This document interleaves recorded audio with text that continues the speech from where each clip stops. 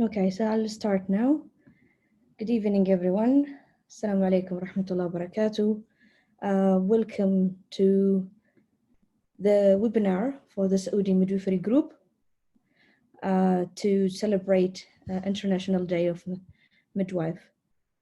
Before we start, I want just to say a few words. So in May 5th each year, midwives, women's partners, and supporters of midwives and midwifery globally come together to celebrate the International Day of the Midwife. With their own activities and driven by one strong collective voice.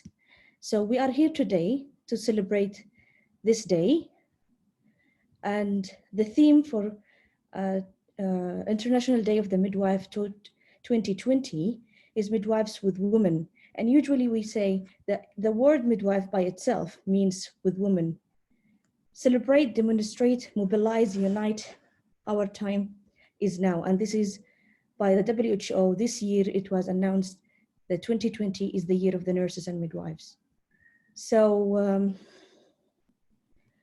I would like to say for all of you, happy International Day of the Midwife, and happy that we are gathering here. Yes, we are celebrating every year, doing an event and doing a cake and everything, but with the current pandemic, coronavirus, we cannot do that anymore, but this will not stop us from celebrating an important day for us, such an International Day of a Midwife. So that's why we're doing this webinar. So welcome to everyone. To start with, we're going to start with a word from the chairperson of the Saudi Midwifery Group, who's Dr. Ru'a Al-Tawili, who's registered as a midwife. She is the first Saudi midwife who had a PhD in midwifery. She obtained her PhD from City University, London. She participated in the opening of the OB/GYN services and opening of the first midwifery clinic in East Jeddah Hospital. Also, she is the founding member of and the chairperson of the midwifery department in the WHO. So, Dr. Ru'a.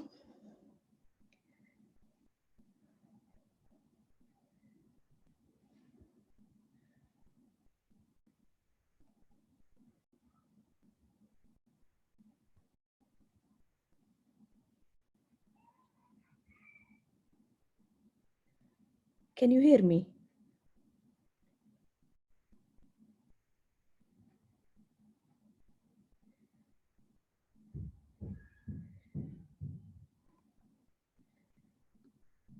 Can everyone hear me? Oh, okay, that's good. So, Dr. Ru'a, she's here, but I don't know.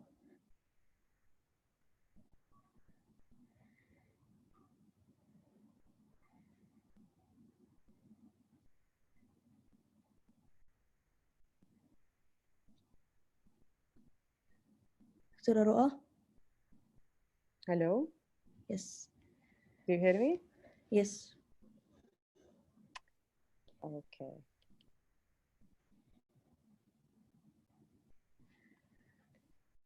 Thank you, Dr. Ibtisam, for the great introduction. I'm not going to be long because I know there is great lecture or great speeches by other midwives and other members. I'm delighted to wish everyone here a happy International Day of the Midwife. And as a chairperson of the Saudi Midwifery Group, and on behalf of the Saudi Midwifery Group board member, I would like to recognize the importance of the midwife and the great role the midwives take in ensuring the safety of the mother and the safety of the baby during this pandemic, COVID-19. And also, I would like to take this opportunity to thank all the board member and the Saudi Midwifery Group group member and other healthcare professionals for their continuous support for making this day possible. And as Dr. Ibtisam, she said, we always celebrate this day, you know, with a full day in a hospital, to have a cake and to have more lecture in person. And it should be, this is our 4th or 5th celebration for the International Day of the Midwife. And I think this is an opportunity for us also to be connected with more midwives from Saudi Arabia and maybe outside Saudi Arabia, to share our experience as a midwife in Saudi Arabia dealing with this pandemic or coronavirus, and the importance of midwifery profession during this time. Yes, we understand and we believe that women and baby are not sick, and they don't need any intervention. But at the same time, they don't need to be neglected during this time, because we don't encourage them to go to the hospital. It's very dangerous for them to be exposed to the infection or to the disease. But at the same time, we don't need to neglect them, because their psychology, their mental health is very important. And I think Dr. Haya Zaidan, we are very happy for her to talk about the importance of maternal mental health during pregnancy, birth, and beyond. And also Miss Mary will talk about the benefit and risk of home birth, because I'm sure everyone is looking forward for our result for the questionnaire and survey we did. But of course, still it's under analysis. And also Ms. Fatma will talk about childbirth during COVID pandemic, like a holistic approach. Dr. Widad Al-Anazi, she will present her PhD thesis. And finally, but not the least, Dr. Taghreed Hawsawi will talk about breastfeeding. And I'm sure there is so much dilemma and argument about should we breastfeed the baby? Would the baby take this virus through breastfeeding or through placenta? Should we discourage the skin-to-skin contact?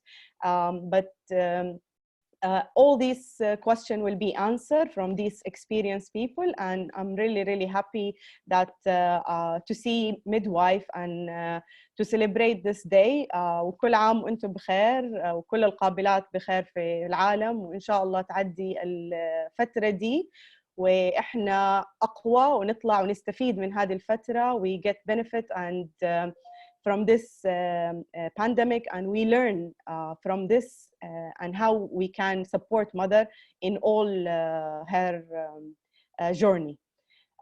Thank you very much, and I give the mic to Dr. Ibtisam. Thank you so much, Dr. Roa.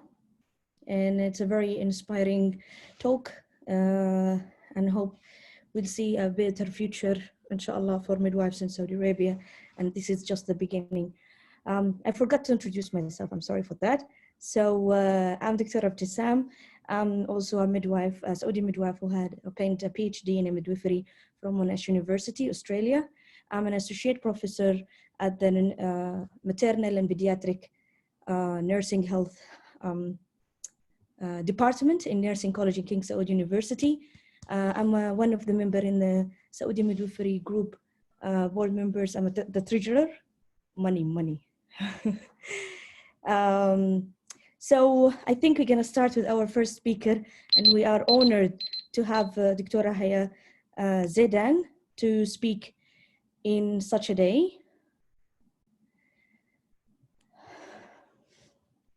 I'm sorry, I have a shortness of breath. Dr. Haya, she's a specialist in primary healthcare, obtained her bachelor degree from University of Massachusetts at Boston, 2004, and her master from the University of Nottingham, UK, 2007, and her PhD in primary care from University of Nottingham, UK, 2012. She is certified women's wellness educator from Well Grounded Institute, USA in 2020. She finished Harvard Medical School Safety Quality, Informatics and Leadership Fellowship since 2016. Dr. Haya is working currently as an assistant professor and vice dean of graduate studies and scientific research at College of Health Science, Saudi Electronic Universities in Riyadh. Her research interest is on health policy, women's health, maternal, mental health, and health promotion, health psychology, health ethics. She's going to talk today about maternal, mental, and emotional health during pregnancy, birth, and beyond. So, just open the, okay. So, Dr. Haya, I'll share your slides if you want, or you can share it.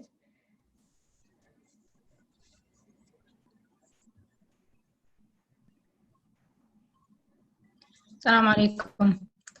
How are you? Do you have the slides? I can share them if you want. I have it. I'm just asking whatever suits you or easier for you.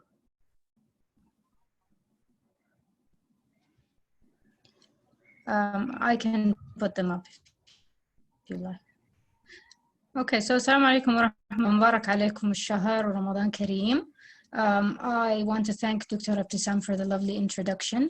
Very happy to be here today with you to help celebrate the International Day of the Midwife. And thank you to the Saudi Midwifery Group and Dr. Ra for having me on today as part of an amazing group of speakers.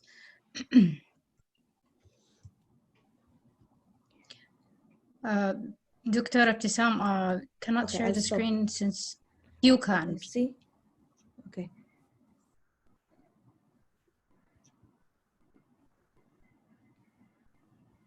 Okay, I'll try again. Okay, so as Dr. Abtisam has kindly mentioned, perfect, thank you. So as Dr. Abtisam has kindly mentioned, I have degrees in psychology, public health, and primary care, and I'm a certified women's wellness educator, and I'm in the process currently certifying in perinatal mental health as well.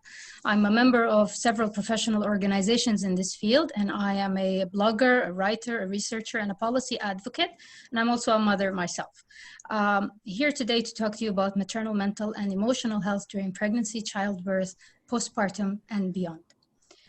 So when I wanted to explain what maternal mental health is, it is the intersection between women's health, public health, and mental health. And I believe that it deserves way more attention than it's currently getting.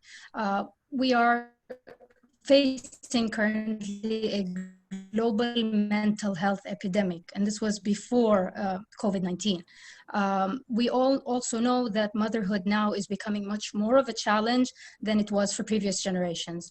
And the health and well-being of the mother is integral to the health and well-being of her children, her family unit, and society. So caring for mothers, as we know, it involves multiple parts of the healthcare system and various medical and health specialties. So maternal mental health entails several aspects, first of which is the promotion of the psychosocial well-being for mothers through awareness initiatives and education programs for mothers, their partners, families, and the society, and as well the medical and health professionals who provide the care for them. It also entails the prevention of the development of mental illness during the perinatal period, which is pregnancy, childbirth, and postpartum. And this includes early identification and intervention and treatment or management of mental illness in motherhood by integrating in a smart way both health for both the mother and her child or her offspring. I think that it's personally an issue that should be pulled a little bit back outward towards the community. Currently, the focus of mental health is very sort of clinical and sort of inpatient. I'm very much an advocate of prevention over cure. In Saudi Arabia, current figures show that around 36% of women are diagnosed with a mental illness of some form during their lifetime. which I think is really high. The highest prevalence for this is between the ages of 18 to 45, which is coincidentally the childbearing years, and is associated with higher levels of education as well, which I link to higher levels of responsibility, which is let's say, the demands of balancing a career and working with the responsibilities of motherhood. If you could go to the previous slide, Dr. Abtisam, please. So mothers are taking on more, but are getting less in terms of the mental health support and understanding that they need to be able to do this and thrive. Okay, so if you think about mothers that you can sense that they are struggling to be able to cope with the demands of motherhood. And we don't want people to just be sort of managing the day. We want them to be able to thrive in this role. So according to the WHO, 20% of new mothers in developing countries experience some form of perinatal mood and anxiety disorder after childbirth, which they call PMADs, which makes it the #1 complication of childbearing. And this really requires some attention. They are common, but they're not normal, okay? And it's not something we should just acknowledge and move on. We need to deal with this. And PMADs would be anxiety, depression, panic disorder, obsessive compulsive disorder, postpartum post-traumatic stress disorder, bipolar disorder, or psychosis. All women are at risk for mental disorders during motherhood, but there are some groups that have higher risk than others, which are, so we say, mother-stick or intimate partner abuse situations. These can exacerbate these risks for developing some of these PMADs. Low availability of social support is also an issue. Extreme stress, pandemics, or emergency situations. And studies have shown that if a woman has an untreated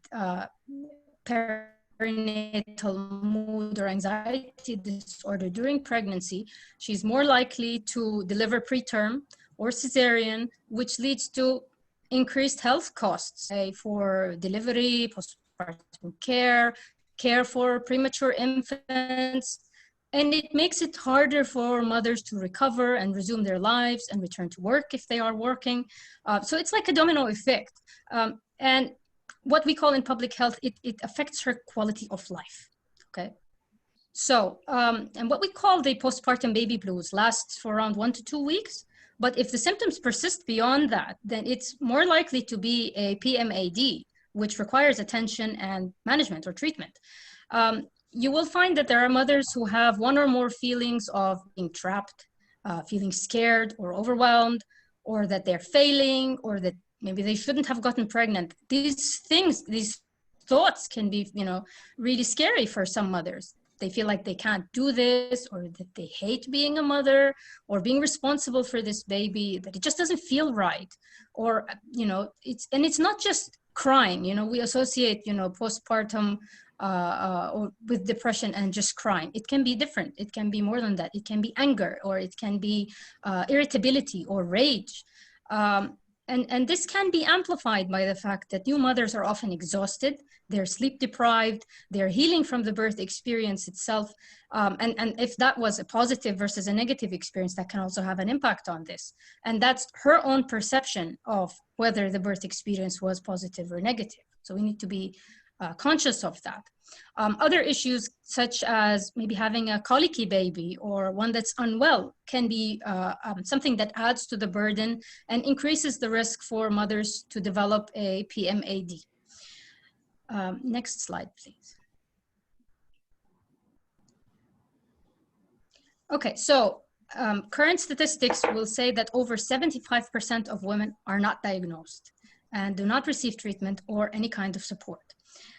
Women who have had perinatal mental health problems before are more likely to have them again with subsequent pregnancies. And screening is really important to have at multiple points during the perinatal period, during pregnancy and after that, because these conditions are both preventable and treatable. There is things that we can do to be able to help mothers through this. And the ability of the mother to fully absorb and enter into her role as a mother, which is called matrescence. It's a beautiful term that was coined by Dr. Alexandra Sachs from the USA, which considers motherhood to be a transition period that is similar to adolescence. Okay, it's a transition, and is her ability to be able to enter into that role is impacted by her risk of developing a perinatal mood or anxiety disorder. It can affect her relationships. It can cause ambivalence or a lack of interest towards her offspring. It can lead to cessation of breastfeeding. It can lead to domestic issues, body image issues, eating disorders, substance abuse. It can affect her capacity to sustain a job or advance in her career or continue her education even, and just to be a vital member of society. So mother's mental state and overall well-being has also been linked through various research studies to outcomes, so both physically and mentally. Children's outcomes that have been linked to mothers' mental health and well-being have ranged from attachment and bonding issues to their nutritional status, their brain development, behavioral and conduct issues, their emotional resilience, their neglect because of the maternal ambivalence, trauma, abuse, academic success even later on, and the potential to develop chronic diseases. So there's a whole lot in there that needs to be unpicked. And I think, like I said, it needs to be handled early on so that we can help future generations. We also need to consider women and mothers who deal with infertility issues, miscarriages, infant loss, and bereavement. For these issues, there's even less consideration. We expect them to carry on or take care of their other children if they have them, to keep working and just forget about these intense experiences they are living. And they often have very little opportunity to voice their feelings and are most likely dismissed by those around them. I think mostly because we don't know how to handle such difficult emotional issues. We also have a problem with stigma in our society around mental health. There's very strong cultural taboos around talking about mental health. There's a lot of shaming and guilt that can be really challenging to overcome. Well, people would say, well, you have so many blessings in life. How could you possibly be unhappy or unsatisfied? Will people, maybe if I talk about something like this, maybe people think I'm crazy, or if I say how I feel, will they say that I'm a bad mother? These are really complicated issues that need to be handled. That's why when I mentioned that 36% of women in Saudi Arabia are diagnosed with a mental illness, I'm sure that this is actually a conservative estimate because many issues will be undiagnosed and we have an issue with underreporting. The social expectations of motherhood. We see images of motherhood as all rosy and smiling on TV and in the movies, and there's been research on this. The social media that we observe, all of us on Instagram or on Facebook, we're conditioned to be expecting motherhood to be a certain way. And if it doesn't materialize, or if we don't have that, then we think that there's something wrong with us, that we're not out for motherhood, or that we're failing, that we're bad mothers. And the reality we don't see is how hard motherhood can be for so many women. And as a result, many mothers will suffer in silence and pretend all is well until they are really, truly unwell and will collapse. Okay, and that's when they will require inpatient and hospitalization or medication or so on. And it's very severe at that end. So that's what I'm saying, is that I would like it to be something that we can manage earlier on in the motherhood journey. I also wanted to mention, most importantly, that suicide is one of the top 3 causes of death for mothers in the first year postpartum. This is a major red flag that we need to pay attention to. And relationships and continuity of care are really important here. Okay, that's why the midwifery model of care is ideally placed to support this area of women's health. Care providers would be aware of women's histories and would be able to provide more appropriate and more sensitive and timely care. Ideally, we want to be able to ensure that our women and mothers are at minimal risk of developing a mental illness, and we should educate women about their health and well-being. we should catch these issues early on and prevent them from spiraling, which will then require more from the health service to compensate. It isn't about treating them later on. It's about being with them, as I said, on that journey of motherhood from the start. Next slide, please. Okay, so I want to be able to talk a little bit about the situation now with the COVID-19 and how the risks for mothers for mental health issues are now exacerbated. So saying all of that before, we now have an added factor here, okay, which is the pandemic that we're currently living in. It's an uncertain time, and the amount of information that we're dealing with is immense, okay? And I'm sure every single one of us has felt that feeling of overwhelm at some point, saying, you know, there's a lot of overload from what we're seeing online. And the experience for mothers is already emotionally vulnerable, and this only increases the intensity of their feelings at this time. There's a lot of anxiety and stress about their being pregnant during the pandemic. We're not sure about the length and the duration of this, and it's worrying for them, wondering when, if life will be able to go back to normal anytime soon. And as you know, Dr. Ra'a has mentioned, and I'm sure the following speakers will also touch on, is that, you know, women can be worried about catching the virus or a loved one catching the virus, and what will happen if so. They're also grieving and rethinking their expectations. You know, I had this image in my head of what it would be like to be pregnant, or what it would be like to have a baby, or what will happen after I have the baby. Imagining, you know, something that has actually turned out to be very different, and she needs to be able to process this. There are feelings associated with this. The stay-at-home restrictions are isolating and frustrating. And we do have to think about the fact that she might have other children that she needs to care for, and therefore very little time to rest or to find peace and quiet, because everybody's home. The next slide, please. And if we think about what's happening in hospitals now, the focus is very much on the physical health aspects. As long as, you know, we reduce the infection risk, we get mom in and out very quickly, and then we'll see. There has been a disruption of the antenatal appointments. Many of them have been canceled or have been shifted to telemedicine. And there's an issue with accessibility as well as scheduling, especially now that we're in Ramadan as well. So everything is, you know, shifted. The timing has shifted for most of these things. She might be worried about how the birth will be, regardless of whether it's her first or not. Every pregnancy and delivery is different. And being in hospital, the mode of delivery, how long she'll be having to stay. She might be worried about she's going to have somebody be with her, a partner or a support person during the labor or birth. Concerned about the potential isolation for her newborn. And we've seen the recommendations that depend on the situation with the mother and her suspected status with, you know, sort of COVID or COVID suspected or so on. Not allowing skin to skin, breastfeeding within the first hour, even within the first day, potential for rooming in versus not. These are all things that moms will be thinking about and having to process and try and manage their expectations around, and how this might affect their attachment and their bonding. And, you know, later on when she's postpartum and back home, she needs to process her experience with the delivery. It's under very intense conditions. So, you know, how did that go for her? The maternal instinct is going to be very high at that time, but the situation with the pandemic was probably really stressful. And this can cause a conflict here. You know, I wish I hadn't delivered yet. I wish I hadn't gotten pregnant, and it can cause some emotional difficulties. Again, worrying about then transmitting the virus to the baby, or the protective instinct in the face of, you know, this pandemic situation. She needs the time to recover amid the social distancing restrictions. So maybe she had imagined going to her mother's house, but this hasn't happened. Not being able to introduce the baby to the extended family or celebrate as they would have under normal circumstances.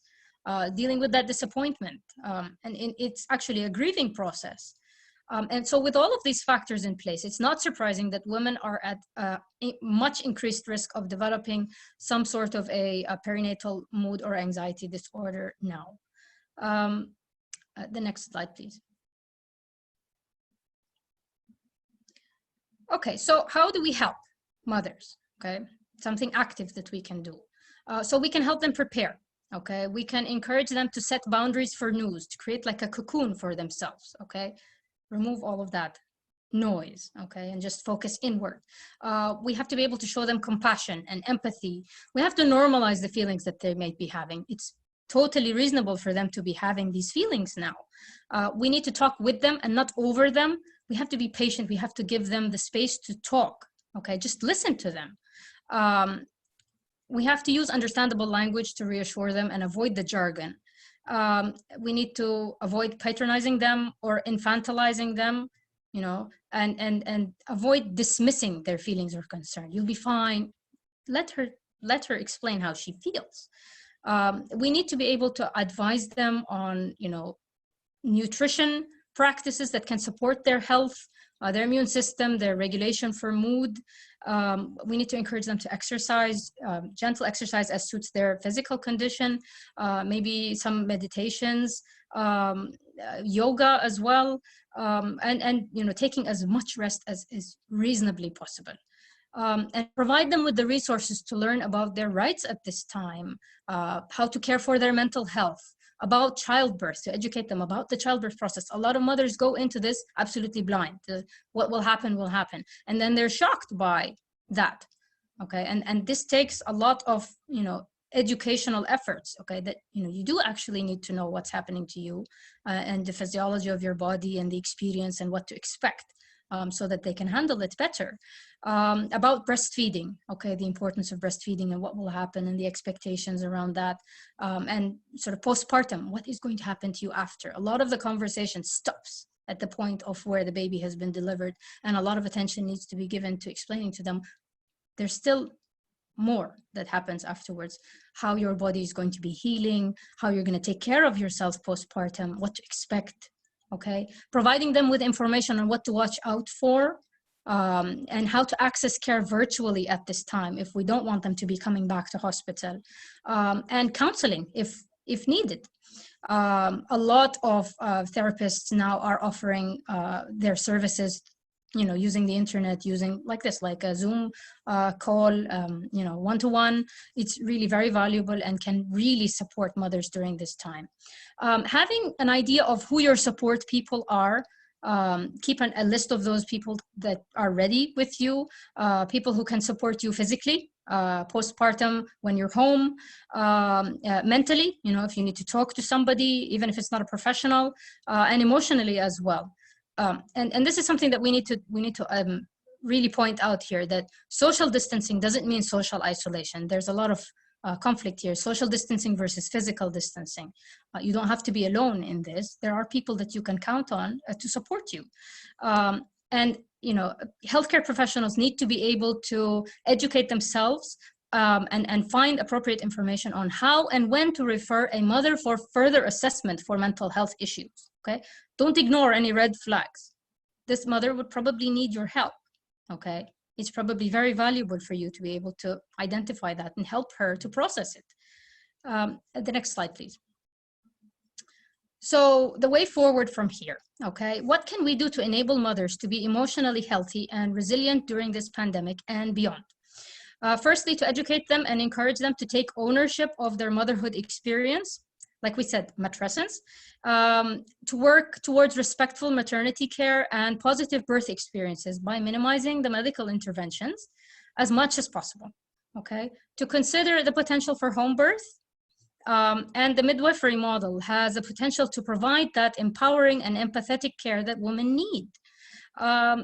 To provide consistent support for mothers during pregnancy and throughout the first year postpartum. It's not just the first 6 weeks, it's much longer than that. Symptoms can develop up to a year postpartum, maybe even longer. Enable mothers to speak their feelings, promote awareness, and prevent and manage the PMADs when they appear, including consistent screening and effective treatment.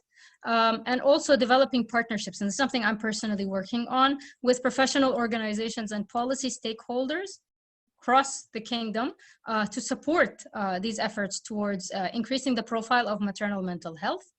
By helping women and families to access effective and affordable treatment and social support will lower the overall burden and the costs on the health system and on society as well. Our mothers' well-being is the well-being of their children and the well-being of their families, and therefore the society at large. So thank you so much. I'd be happy to discuss any of this further with anyone who's interested, so please do contact me, and I'm looking forward to the next presentations today. Thank you so much, Dr. Haya. I have a comment, but before that, everyone, please, we cannot open the microphone for everyone. So please, if you have questions, just write it on the chat.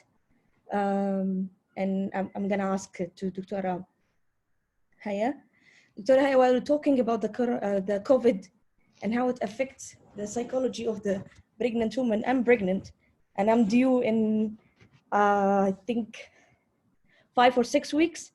So you are just representing myself. You talked about me during all the your presentation about how I'm thinking, how is things going on. I want to go to my family in Jeddah and I don't know if I can do that or not. So I'm a representative case. Inshallah, inshallah. So anyone had any question? Until now, I don't have any. So very happy for anyone who's interested. If they would like to contact me, you can provide them with my details. Excellent. Thank you so much, Dr. Haya, for this informative presentation. Really enjoy it. Okay.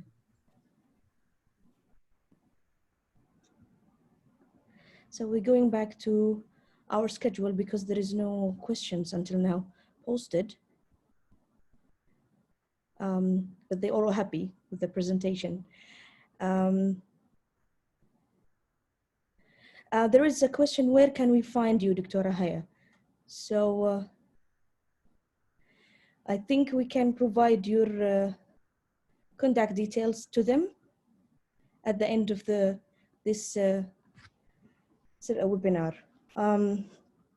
So the next topic that we have, it will be presented by our friend and our one of our member in the Saudi Midwifery Group, Mary. So she's gonna talk about the benefit and risk of home birth, which rise based on the COVID-19 disinterest of home birth. So Mary is a member of the scientific committee in the Saudi Midwifery Group. She is a midwife since 2001, graduated from Thames, I forgot the name. University. Thames, yeah. Sorry, Mary. TB University from London. She worked as a general secretary for the Saudi Midwifery Group from 2017 to 2019, and now she is a member on the scientific committee. She works as a child birth educator in Riyadh, and also she's a doula, working here in Riyadh.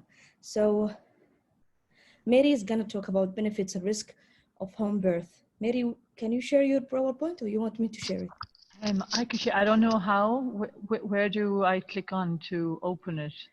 Did you get my updated version? Yes. If you got my updated version, then you can share it. Yeah, I will. Okay, thank you, Prasan. Okay, well, good evening all, and happy International Day of the Midwife to you all, and welcome. And Dr. Haya, thank you very much. That was a lovely presentation and very appropriate, I think, for at the moment. I will start share it now. Okay, thank you. My talk is on the benefits and risks of home birth, which is very topical right now with the questionnaire that's gone out and the times are in with the COVID-19. I'll give you a brief outline of home birth. Is a birth that takes place in a residence rather than a hospital or birth center. While the majority of investigations of planned home birth compared with hospital birth have found no difference in interpartum fetal death, neonatal death, low APGAR score, or admission to the neonatal intensive care unit, there have been reports in some studies as well as a meta-analysis that indicate more adverse neonatal outcome associated with home birth, in part because conducting randomized controlled trials is not feasible. Okay, we'll move to the next slide. If Sam, thank you. Oh, I can't see. I'll just move. This Okay. one? Okay, yeah, no, perfect. Okay, so percentages of home birth in countries around the world by Zelensky 2015. So England and Wales in 2012 is 2.3%, Sweden 0.1. As you can see, the rates are pretty low around the world. New Zealand 3.3 and the Netherlands the highest with 20%. So we have a way to go to improve the rates of home births. Okay, next slide. So thank you, Sam. Okay, is home birth supported in the literature? Increased attention to the issue of home birth is evident in recent years in the media and in research and organisational levels. In the UK, the Royal College of Midwives and the Royal College of Obstetrics and Gynecology issued a joint statement that supports home birth for women with uncomplicated pregnancies. NICE 2014 states that low-risk multiparous women should be advised that birthing at home is as safe for baby and that the rate of interventions for them will be lower than in the hospital setting. In America, this is interpreted differently. The American College of Nurse Midwives and the American Alliance of North America support informed choice and access to home birth. On the other hand, the American College of Obs and Gynae and the American Academy of Pediatrics maintain that hospitals or birth centres are safest place for women to birth, regardless of risk status. Their emphasis on safety of home birth is based on infant outcomes reported as stillbirths, neonatal deaths, and low APGAR scores. Maternal safety and satisfaction take a back seat to this. Therefore, more research and interest needs to be paid to both mother and baby. Okay, we'll move on. Challenges with, okay, I think you went.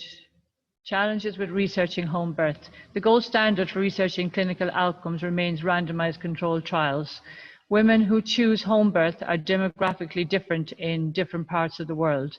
In the US, it is mainly white married women and not having their first baby. In Sweden, more women are likely to be older, larger families, higher level of education, and not working outside the home.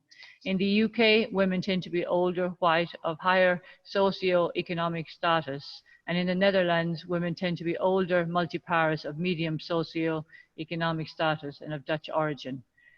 As it has not been possible to carry out randomized controlled trials, data is sourced from retrospective viewing of data from primary research studies, opinion papers from electronic databases, PubMed, etc. There are obvious challenges associated with comparisons of home birth findings as studies are conducted in different countries with a variety of home birth providers. For example, differing birth attendants, physicians, midwives, nurse midwives, licensed, unlicensed, etc. Okay, next slide. Yeah. Risk to infants born at home. Observing the data makes it difficult in some circumstances to make definitive decisions. In some states in the US, it was noted that there were more women with risk criteria, breech presentation, prior cesarean, twins, or gestation age over 41 weeks in those attended by home birth midwives compared with nurse midwives attended in hospitals. The Centre for Disease Control and Prevention from 2006 to 2009 indicated a higher total neonatal mortality risk in infants born at home, 1.26 versus 0.32 per thousand.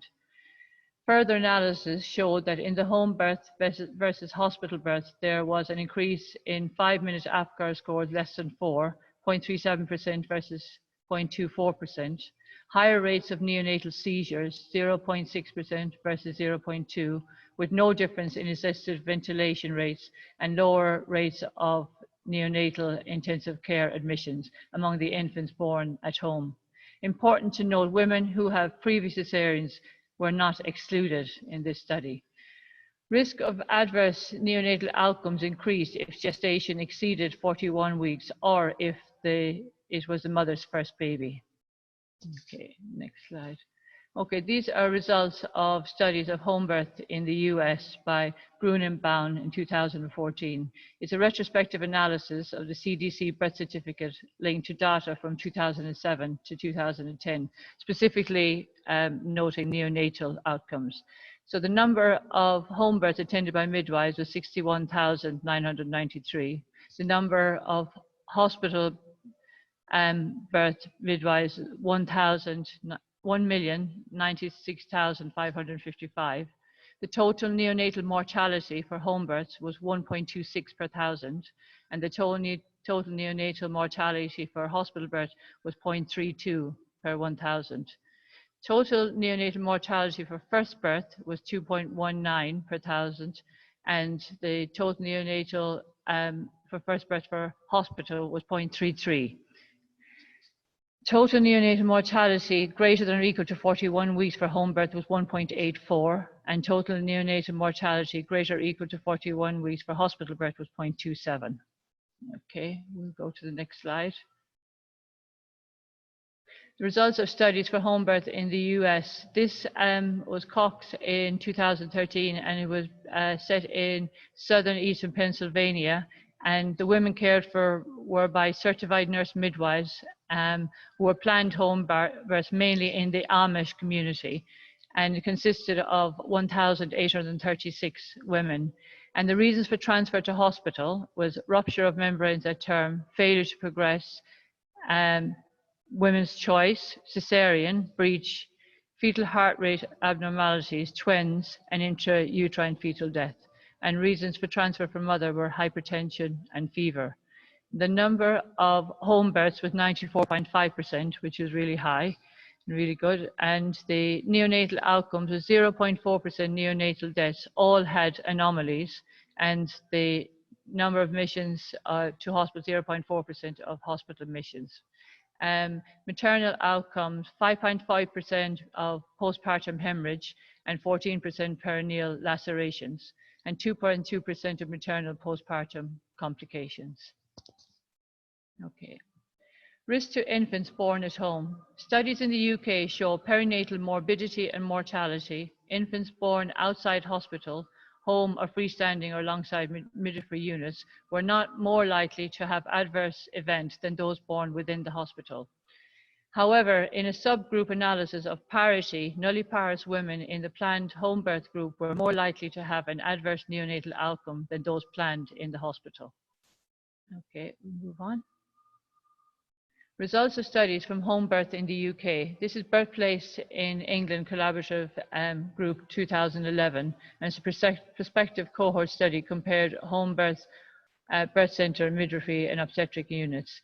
And a composite index combining stillbirth, early neonatal death, encephalopathy, meconium aspiration, birth-related injuries and interventions. The neonatal outcomes, the composite outcome measure was low for the entire sample and different between groups.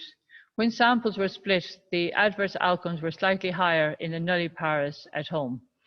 The number of low-risk women at term was 64,538. The adverse outcome in the home birth nulliparous was 9.3 per thousand, and the adverse outcome in the hospital nulliparous was 5.3 per thousand. The odds of Pitocin, epidural, cesarean, vacuum, forceps were higher in the hospital versus home birth group. Okay, next slide. Risk to infants born at home. A meta-analysis undertaken and published in 2010 included data from 12 studies and a total of 342,000 planned home births and 207,000 hospital births. It was noted that the home birth group gestation was significantly more likely to exceed 42 weeks, while the perinatal mortality rate was similar for both groups. Overall neonatal death rate was higher in the planned home birth group, 0.20% versus 0.09. When deaths from fetal anomalies were excluded, the rates were 0.15 for home birth versus 0.4% for hospital. It is important to note limitations to the above findings. It was over a 30-year period, 1976 to 2006, with varied data collection methods is of questionable value. Okay, next slide. Risk to infants born at home. Notably, the majority of the births included in the meta-analysis study were taken from studies in the Netherlands, who did not find similar differences in mortality in the primary analysis. Subsequent data analysis of neonatal morbidity and mortality rates out to 28 days found no increased risk of adverse neonatal outcomes. Their conclusions would have been that the perinatal mortality and neonatal mortality was similar for planned births versus home births, as 95% of home births in their study came from data from the Netherlands. Okay, next slide. Risk to infants born at home. In the Netherlands, with home births at 20%, there was no demonstration of increased risk in adverse outcomes for infants during planned home births. In a retrospective analysis of 679,952 births of low-risk women at home or in hospital with a midwife, risk of intrapartum early neonatal death was 0.18% versus 0.15%. This did not reach statistical significance when preterm birth less than 36 weeks were excluded. Okay. Results of studies of home births in the Netherlands. This is a retrospective nationwide cohort study utilizing 3 databases. The outcomes measure intrapartum or neonatal mortality, APGAR scores, and admissions to the neonatal intensive care unit. Women in low-risk midwife-led care were 466,112. Planned home birth was 276,958. Intrapartum or neonatal deaths for nulliparous home birth was 1.02 per thousand, and the intrapartum for neonatal death nulliparous hospital birth was 1.09 per thousand. Home birth multiparous was 0.59 per thousand, and home birth for our hospital birth for multiparous was 0.58 per thousand. APGAR scores at 5 minutes is less than 7 for primiparous home birth. Okay, I can't see the, is it possible to see? It's covered, the results are covered in this, there's no way of, okay, can any of you see it? No, okay, we'll just move on. Okay, okay, we can't see the numbers, but it's fine. Okay, we'll just move on to the next slide. Okay, primary reasons for transfer to hospital. Primary reasons for transfer to an obstetric unit. Number of women transferred, okay, from home, number 3,529. Delay during first or second stage of labor was 32.4%. Abnormal fetal heart rate, 7%. Request for regional analgesia, 5.1%. Meconium staining, 12.2%, repair of perineal trauma, 10.9%, and neonatal concerns, postpartum, 5.1%, and other was 20.1%. Main reason for transfer, there was usually more than one. Okay, we'll go to the next slide. Risk to mothers. 3 minutes, okay, Mary? thank you. Okay, thank you. Risk to mothers of home birth. Across all studies, women intended to birth at home are significantly less likely to have other obstetric interventions such as epidural anesthesia, forceps, vacuum, etc. Studies indicate that maternal complications related to birth, such as postpartum hemorrhage and 3rd and 4th degree perineal lacerations, are lower in women who plan a home birth. Rates of other maternal complications such as retained placenta or endometritis were also low in the home population. In comparison with planned home birth, postpartum hemorrhage rates greater than 500 ml blood loss are either the same or lower in women with planned home births and are less likely to receive blood transfusion. Okay, next slide. Okay, results of studies from home birth in the Netherlands. Okay, this is planned home birth, 92,000, planned hospital birth, 54,000. Severe acute morbidity, intense admission to intensive care, uterine rupture, HELP syndrome, PPH for home was 1.5, and this for hospital was 2.7. Postpartum hemorrhage rate was 29.2 for home births, and for hospital was higher by 10%, 39.9. Per thousand. Okay, next slide. Women's experience with birth setting. 2 central factors were found to influence where a mother chose to have her baby. In hospital, she found that there were too many interventions and interruptions and a desire to avoid pharmacological pain relief. Women who believe the birth process is natural, not a disease, and would proceed much smoother if there were not so many interventions. Pharmacological pain management and informed consent. There was not a process of informed consent as perceived by women giving birth in hospital in many of the studies, and thus became a basis for seeking home birth. Feelings of loss of control of the birth process and giving in, even though they did not want medication, was key. Next page. Next slide. Women's experience with birth setting. Women believe that they were not given choice in the hospital setting. Some believe their voices were not heard. When women are excluded from the decision-making process or decision control is taken away, this ultimately may lead to dissatisfaction. Therefore, based on hospital birth experience, home birth was chosen for subsequent births where they had perceived that they would have greater control and opportunity for empowerment. Women became informed about home birth, learning about not only the risks but the benefits. Okay, next slide. Home versus hospital. In hospital setting, it is a different environment and culture, and hospital staff have certain routines that can affect the birthing process. It is not uncommon to have different people walk in and out of the labouring room. While some studies suggest a small but significant increase in neonatal death and adverse outcome, the majority of studies across a variety of countries have shown no increase in neonatal morbidity and mortality for planned home birth. Additionally, maternal outcomes are consistently better for planned home births, including less intervention and fewer complications. Satisfaction with birth experience is also high in the home birth setting. Okay, next slide. 1 minute. Okay, is home birth the safe option? The Birthplace in England research programme conducted a qualitative exploration of the organisational and professional factors that may impact the safety of home birth. Findings that experience and comfort level from providing home birth services vary among midwives, as well as the amount of support and infrastructure available to support home birth. In the US, licensure for midwives varies greatly from state to state. Thus, educational certification and practice experience may also vary widely, including legislation in some states that make it illegal to provide home birth services. The International Confederation of Midwives recommends that global standards for midwifery education be a minimum of 3 years post-secondary school as an accredited institution. Okay, next slide. Barriers for implementing home birth. In the US and other countries, there are not consistent mechanisms for home birth attendants consult. Okay, in the US, midwives experience many barriers in accessing home care for their home birth clients. Despite the range of legal and health system barriers, as well as varied education preparation for midwives within the US, a recent comprehensive observational cohort study reported outcomes of women who chose planned home birth has similar findings to other countries. Next slide. Your time is up. Time's up. Okay, can we go to the conclusions? Okay. Okay. This one. Okay. Yeah.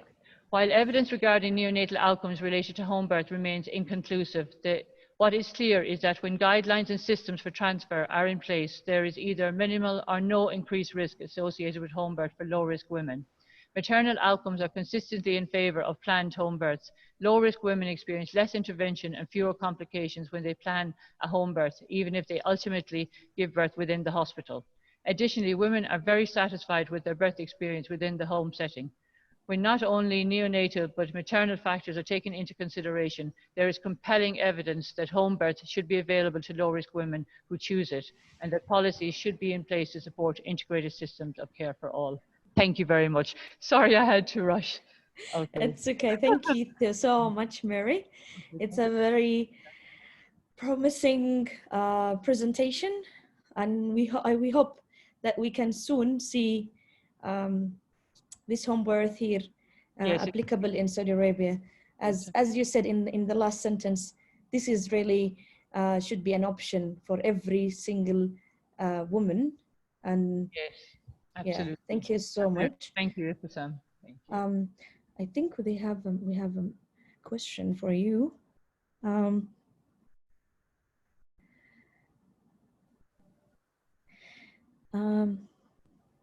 This is about Dr. Haya.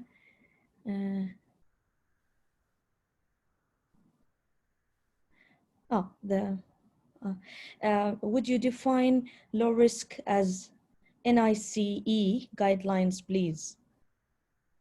The NICE guidelines suggest that well, there's many there's many different, how do you say, aspects to low risk. There's a comprehensive list of what constitutes a woman who is low risk. Basically, she doesn't have any medical complications in pregnancy.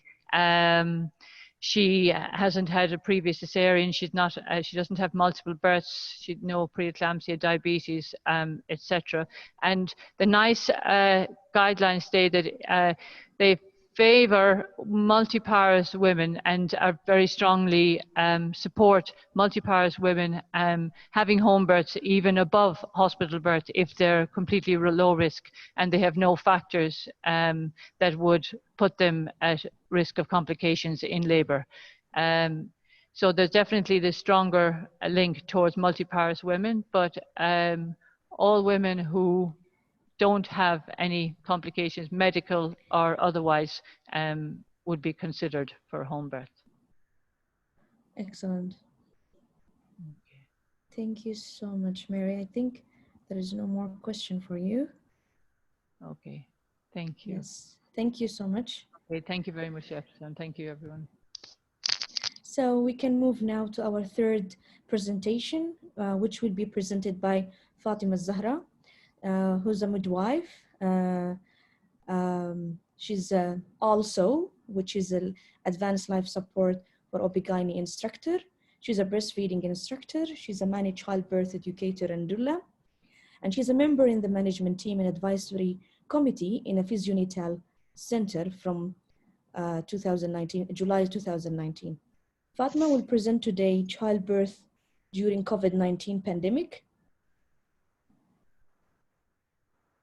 Yes. Okay, a holistic. There you are, Fatima. Yes, thank you very much. Mic is yours. Yes, thank you very much. Do you hear me? Yes, we can hear you. Okay, thank you. My name is Fatima Zahra Al Hayat. I am midwife from Physionatal Center. Physionatal Center is a private physiotherapy center that aims to raise the awareness of best practice for women as part of the vision of Saudi Arabia 2030. We provide better support to the women and with the midwives and physiotherapists. And my topic today is about childbirth and COVID-19. My summary, I'm going to talk about a small introduction. Then I will go for a recommendation for the care for pregnant women and baby during the COVID-19 pandemic as per International Confederation of Midwives. I will talk about the role of the midwife according to MOH recommendation, and I will talk about some bear in mind. Why I'm going to talk about COVID-19? Because human rights of women, their baby, and also for the midwife are being violated by the introduction in many countries of inappropriate protocols. They are introducing these inappropriate protocols to manage the pregnancy and birth and postpartum in response to the COVID-19 pandemic. So these inappropriate protocols are not evidence-based and are harmful for the woman and for their baby. So while evidence about the clinical care of childbearing women continue to emerge, it is essential that protocol for pregnancy and childbirth during the coronavirus pandemic are evidence-based and uphold the human rights for all women and their baby also. So International Confederation of Midwives has developed advice for midwives and other healthcare professionals about the care of the woman and the baby during the childbirth continuum. First of all, about the precaution, there is no specific precaution for the pregnant woman, and it's a regular precaution like for the adults, same for the adults. Regular hand washing, coughing and sneezing etiquette, physical distance, and remaining at home. While the International Confederation of Midwives was thinking about the right of the woman and they talk about the rights. The woman has right to accede to information, to have consent, to refuse any intervention, and she has right to be respected and her decision also respected. One of her rights is the presence of companion. It could be doula, it could be husband, it could be a family member, but with some restriction. As first one is need to be single. I don't mean single, not married, but single, one person with her, and it need to be asymptomatic. How we will check that is asymptomatic. There is a visual triage that we will talk about it later on. I have one question here, and I need to see, I don't know how it could be. I need to see your answers, yes or no. Routine medical intervention will increase the possibility of exposure to COVID-19. So to your keyboard, and I need to see yes or no. What do you think?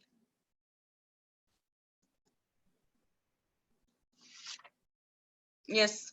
So routine medical interventions such as induction of labor, cesarean, forceps, all these are not indication if there is coronavirus. It will be the obstetrical indication. And this will, if we intervene with this routine intervention without indication, we will increase the likelihood of maternal and newborn complication, and we will also increase the length of stay in hospital, which will increase the possibility of exposure to the coronavirus.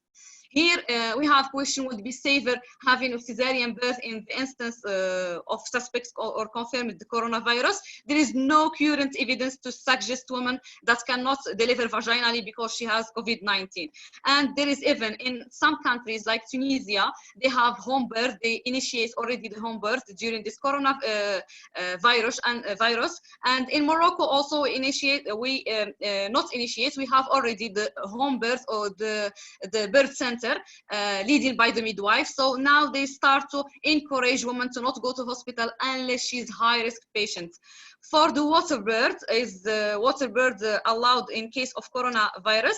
Actually, COVID-19 has been detected in fecal samples of some people, so that's why it's not recommended water birth. About COVID-19 can be passed to the infant in breast milk, yes or not? Sure not, but for more information, Ms. Tagrid, she will talk about this subject, and she will talk about the breast milk and coronavirus. International Confederation of Midwives also talk about maternity service should be an essential core health service, and they need to take in consideration the importance of the midwife also in this coronavirus. And the continuity of care model of midwifery care will decrease the chance of COVID-19. How the midwife can decrease the chance of contamination? Because if the midwife led the care, it means that she will have a continuity of care. The primary midwife, she will be the one to monitor the mother, to monitor the baby, and also to deliver the patient and go for suturing even. So she will minimize the number of staff inside the room, and which will decrease the risk of or the chance of infection. Also, deploying midwives away from maternity service to work in public health, it's dangerous, and it will increase poor maternal and newborn outcome. Midwives have the right also to work in a safe and respectable working environment. They have a right to access to PPE or protective equipment. Here also, in some countries, they remove or they minimize midwives in small centers where they are working in planification and in emergency contraception and sexual production, which is which should remain available as core health service. Not. We have rapid response guideline done by MOH, and you can find it in MOH. Websites. First, before talk about this rapid response guideline, first of all, if you are going to deal with the patient in antenatal period or in delivery, labor and delivery room, we need first to have a visual triage for acute respiratory illness, either for her companion. This visual triage, it's done in OPD, in outpatient clinic, or in emergency room. You will ask her 3 questions here. forbidden to ask about if she's traveling to any country, because now it's pandemic, it's everywhere. So we need just to ask her if she had close contact with any confirmed case during these 14 days. And we need to ask her also if she was in any healthcare facility where they have already COVID-19. If this is the question, you will go directly to the clinical signs. You will go to clinical signs, and if she has high score, you need to call directly the 937. If not, you will ask her about the MERS-CoV. You will ask also if she has contact with the Camel products or Camel. Then you will go directly again to reassess her clinical signs. In case you find a patient coming for antenatal clinic and she has suspect coronavirus, first of all, you need to make isolation. And if she has routine antenatal follow-up, she can delay it until she cure or pass already 14 days. And as Ministry of Health, we need to do serial ultrasound. If she's up more than 24 weeks, we need to start every 1 month or every 4 weeks an ultrasound for fetal well-being. Just some tips from RCOG. When practical appointments should be conducted via phone to not stop the service from the patient, and this is what we are doing in Physionatal Center. The midwife, she has access to the patient via phone or video conference, and if there is any decision regarding timing of elective CS or elective induction, it can be delayed until isolation period finish. In case of COVID-19, a woman should be referred for a fetal growth scan after 14 days from resolution of illness.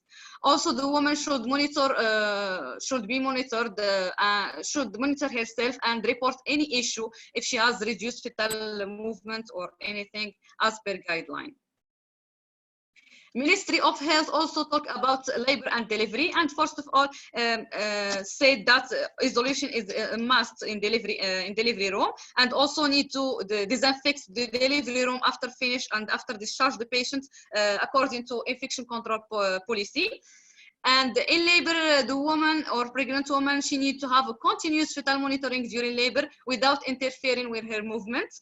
She can still moving with continuous fetal monitoring, because you know this COVID-19 is still new, and still we need more time and more evidence and more research. So with continuous fetal monitoring, especially in COVID-19 positive cases, she has fever and we need to control and monitor the baby. Normal vaginal delivery with delay in rupture of membrane is advised by Ministry of Health, and also cesarean section or any intervention need to be obstetrical reason, not because of COVID-19. Operative vaginal delivery is not contraindicated, but again will be for obstetrical reason. Labor delivery and recovery should be done in the same room. So some hospitals, they will start labor in separate room, and after that she will go for delivery in delivery room. So better to be the labor and delivery in same room. All caregivers in contact with the patient should use protective equipment, and also the one who's handling the patient or the pregnant woman should change all her clothes and do hand washing before handling another patient. A routine type of anesthesia and analgesia are not contraindicated. If she needs any kind of painkiller, she has right to accede on it, but there is some thing to take in consideration. There is no evidence that epidural or spinal analgesia or anesthesia is contraindicated in the presence of coronavirus. But there is one study in Wuhan. They found 1/3 of patients in case series developed thrombocytopenia. So the platelet count was less than 150. In case we are going for epidural, we need to do our platelet count. And I think so that all hospitals, they are doing open admission PT and PTT, so we are safe. Epidural anesthesia, or analgesia, if the patient asks for it or the pregnant woman asks for it, should be strongly recommended, especially for women that she may go for cesarean. She may go for cesarean, so the epidural is more easy for her. In case she asks for Antinux, you can give her Antinux, but put in your consideration to put a hydrophobic filter to prevent it being contaminated with the virus. In case of cesarean, as I mentioned, if she's suspect to go for emergency cesarean, you can offer her epidural. Or if she's coming for elective cesarean, you can go for spinal anesthesia better than general anesthesia. Avoid general anesthesia unless failed spinal or is absolutely necessary. And if you are going for general anesthesia, just on time of extubation, limitate the staff in the room. In postpartum, Ministry of Health not allowed the skin-to-skin in confirmed COVID-19, and isolation is a must for this baby, these babies. And in newborn tested positive, it should be kept in isolation and until it's cured and or a test is negative. Transfer on newborn from delivery room to the isolation area. We need after that to make a gentle bath with warm water and soap. And this is Ministry of Health recommendation. Is there any maternal effect? Majority of pregnant women will have mild to moderate cold flu, like symptoms, like cold flu symptoms, and the most specific symptoms are dry cough, fever more than 37.8, or shortness of breathing. There have been no maternal death till now recorded, in WHO, not in MOH in Saudi Arabia. And there has been one case of 34 weeks pregnant woman who had an emergency cesarean, and she developed acute respiratory distress, and she need more admission in ICU. There may be a cohort of asymptomatic individual in the community, and pregnant women who have comorbidity, heart disease, lung disease, or diabetes are more susceptible to severe infection. And this is the case also not only in pregnant women, but also this is the case in adults. And all. Fetal effect, no data suggestion increased risk of miscarriage or earlier pregnancy loss, and no evidence of intrauterine fetal infection. Therefore, unlikely there will be congenital effects on fetal development. Case report of preterm birth, but mostly the reason was maternal reason, not related to COVID-19, and at least one case report highlights fetal compromise and pre-labor rupture of membrane, one case. Some bear in mind for midwives in ER if you are dealing with the pregnant with coronavirus or suspected infection after you make your visual triage. You should isolate her immediately and don't send her to labor room. You need to contact labor room and inform them that I have patient or pregnant lady with coronavirus and she's going to labor room. During the transfer, just make your precaution. Sorry? You have 3 minutes. Yes, I'm finished, inshallah. During the transfer, limit the contacts and the number need to be limited. So the primary midwife who receive her in emergency room, she will be the same midwife to transfer her to limit the contacts. After that, we need to report to MOH, as I mentioned at the beginning, 937. As per their protocol.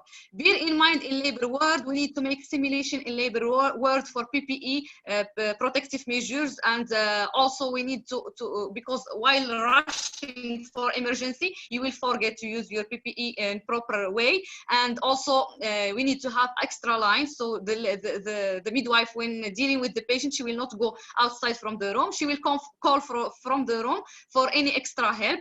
In case of help, we need to already select in the beginning of the duty or in the upon admission of this pregnant lady that this senior, she will be responsible if there is any emergency to rush and to go for help.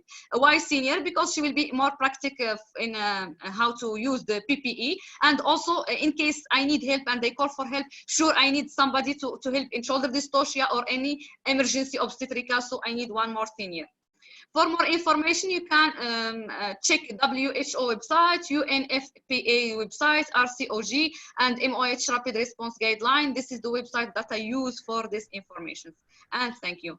I wish I finished before the 3 minutes. Yes, you did. Thank you. Thank you so much for your presentation.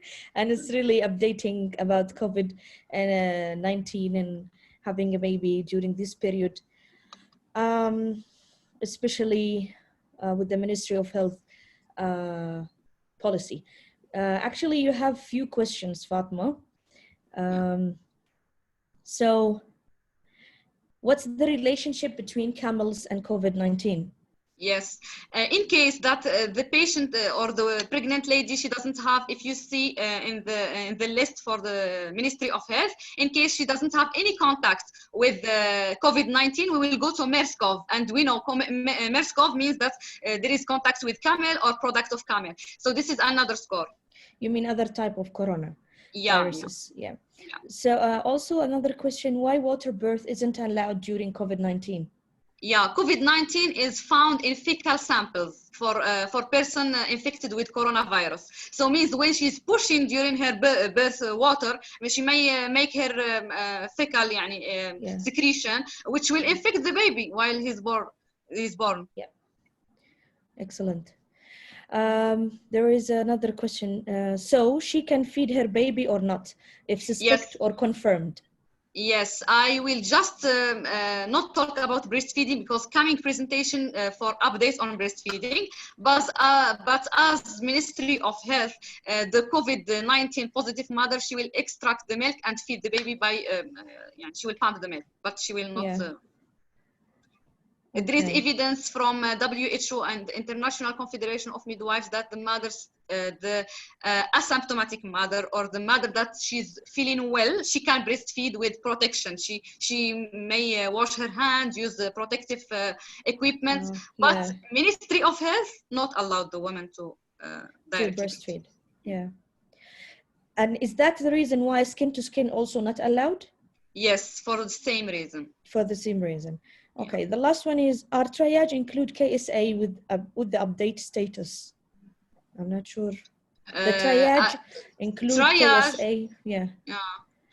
If I understand the question, the triage before they make this triage even before that become pandemic. It was just in some countries. Now, if you see in triage, the score of 5 is given in one of 3. Either she was in any other country which there was the coronavirus, or she contacted people with COVID positive during the last 14 days. This is including KSA, and or she went to hospital or healthcare facility, and after that they found that there is a patient there, or there is somebody with healthcare givers with positive coronavirus. So one of these 3. Yeah, excellent. I think we answered almost all of the questions. So thank you so much, Fatma, for this informative updating presentation. Thank you. So we can go for the next presentation, which will be presented by Dr. Widad Al-Anzi. Dr. Widad, she had her bachelor degree in general nursing in 2005 from King Saud University. And then she obtained her higher diploma in midwifery from Prince Sultan Medical City in 2007. She had her master degree in maternity nursing in 2011, also from King Saud University in Riyadh. During this period, she was, before the master, she was registered as a midwife and worked as a charge nurse and a head nurse in a labor ward between 2010 and 2013. Then she worked as a lecturer in Al-Majma'a University from 2013 until now. I think we can congratulate her on her PhD degree, which she just obtained in nursing from Swansea University this year in UK. She was a speaker in a number of national and international conferences, such as in Singapore and UK. Her research interests are women's health, pregnancy health, midwifery, mixed method research, qualitative research methods. She's going to talk today about her PhD thesis, Do Maternal Attitude, Experiences, and Antenatal Care Attendance in Pregnancy Affect Birth Outcome? So with that, are you with us?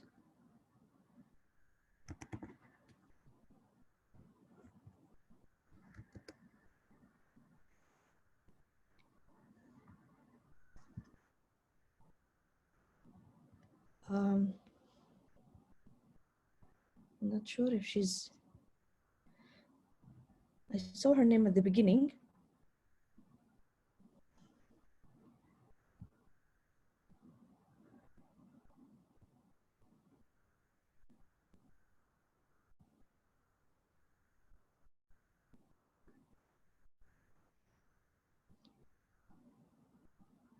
Widad, if you are here and you are listening to me, can you write in the chat so I can?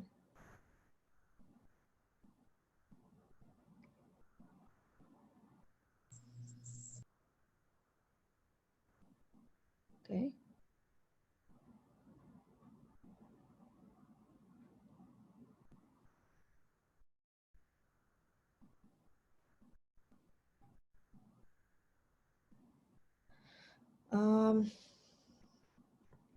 Maybe we should go to the next speaker. Yeah, here it is, Widad.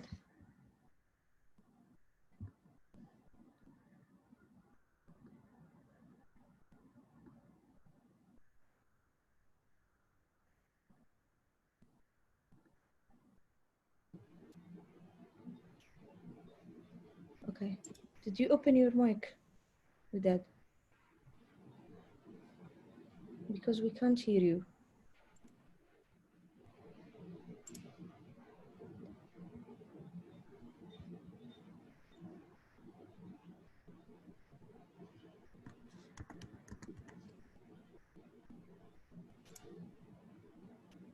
Your mic is open, Widad. Would you like me to share your presentation?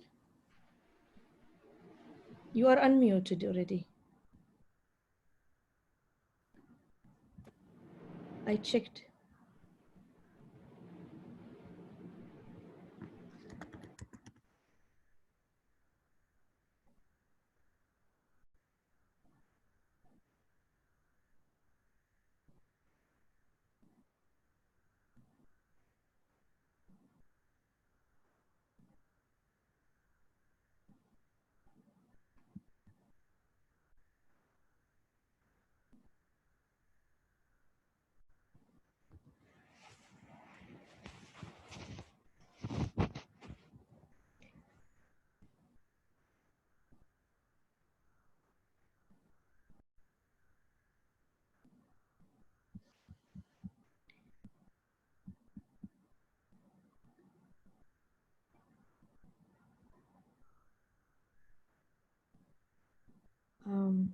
I think we're gonna go with the next presentation, and with that, see what's the problem.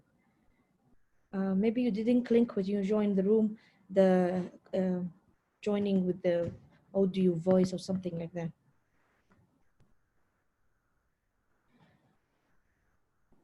Okay.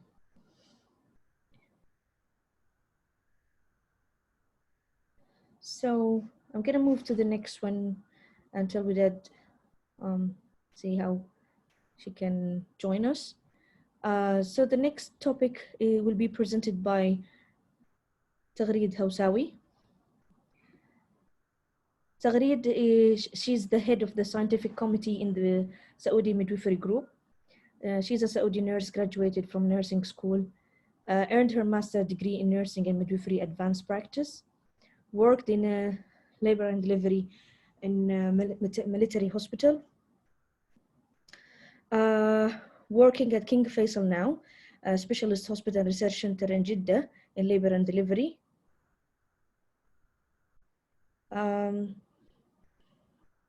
Until the current time, co-chairperson of breastfeeding committee at King Faisal Specialist Hospital Research Center in Jeddah.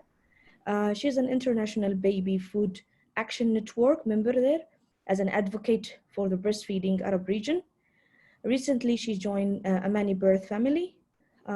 She's an instructor of a TOT breastfeeding workshop. So Taghreed is going to talk today about the breastfeeding and COVID-19 updates and recommendations by the Ministry of Health. Can you hear me and see me? Yes, we can. hear me and see me? Is it clear, my voice? Yes. Okay, Assalamu alaikum wa rahmatullahi wa barakatuh.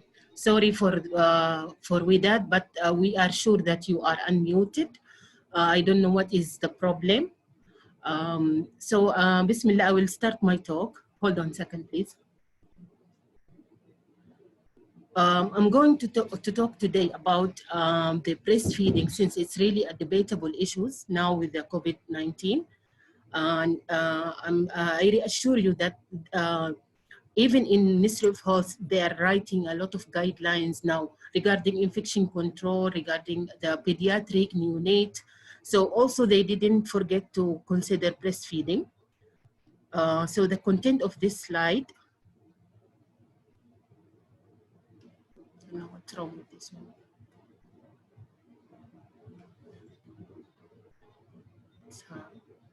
Okay. The background of breastfeeding importance, COVID-19 pandemic in 2019. Just a quick overview of our global guidelines and policies for COVID-19 and breastfeeding. Infection control measures for us as Saudi Arabia. Ministry of Health recommendations for breastfeeding. The recent drafted guidelines, and alhamdulillah today that we heard that it's out and they consider it. Best choices in case of separation of or no breastfeeding for mothers. And take home message, always we need to know our roles in this case because it's very challenging. Okay, I will not forget to just quick, I think all of us knows what is the importance, but let me just say these few points. It's important for bonding, why we are advocating for breastfeeding in such cases. It's a very important for a baby. We cannot forget that the baby is coming from a very intimate environment. Then it came to a transitional war. So he need a lot of bonding to be starting to cope with the new environment. So it's a bonding, and it's a bonding, especially if the mother is, even if she's COVID, but she's no symptoms, asymptomatic, she is eager to hold the baby because she will be scared emotionally and very concerned about, especially if she has positive. So it's a bonding. First immunization, we cannot forget that the first milk, which we call it the golden milk or the white blood, it's the colostrum. And it's considered the first immunization the baby will get in this life for growth and development of very important and vital organs, brain, eyes, and nervous system. Psychological protection for both mothers and babies. So let me say in one word, it's a species specific. This milk is a species specific. That's why we are advocating strongly, okay? This is a very quick picture I like that's really highlighting a lot of very quick important and benefit for the breast milk for the baby, especially the newborn. Better brain development, as we say, better vision. Eye development is very crucial at this stage. Healthier hearts, fewer skin allergies, because in the first few months of life, the allergens will be developing, and the milk factors, there are factors in the milk which stop these allergens from developing. Significant reduction in risk of SIDS, fewer ear and respiratory, and we know that there is a very strong connection between the breastfeeding and otitis media. Less tolerable, fewer food and allergy, as we mentioned, especially the dairy product. Okay. Now, because I'm still admitting and still talking, sorry, the slide is hung. Okay. The statement for Saudi Arabia. Saudi Arabia, after all this controversy around the world, and since it's a very few cases that among the pregnant and babies, so they have a specific statement. Novel coronavirus infection disease has become a public health emergency of international concern since outbreak in Wuhan, China, as we all know, December 2019. The impact on pregnant women and pediatric cases have so far been reported as less severe than the disease occurring among the other older and Strangely, all the doctors and the researchers around the globe, they are very wondering why this category of population are not affected as the other categories, pregnant women and babies, subhanallah. Programs and services to protect, promote, and support optimal breastfeeding, early and exclusive and age-appropriate and safe complementary foods and feeding practices should be implemented for young children in the context of COVID-19. This is, I was honored to participate in writing this interim guidance for breastfeeding during COVID for MOH, and I'm just giving you a fresh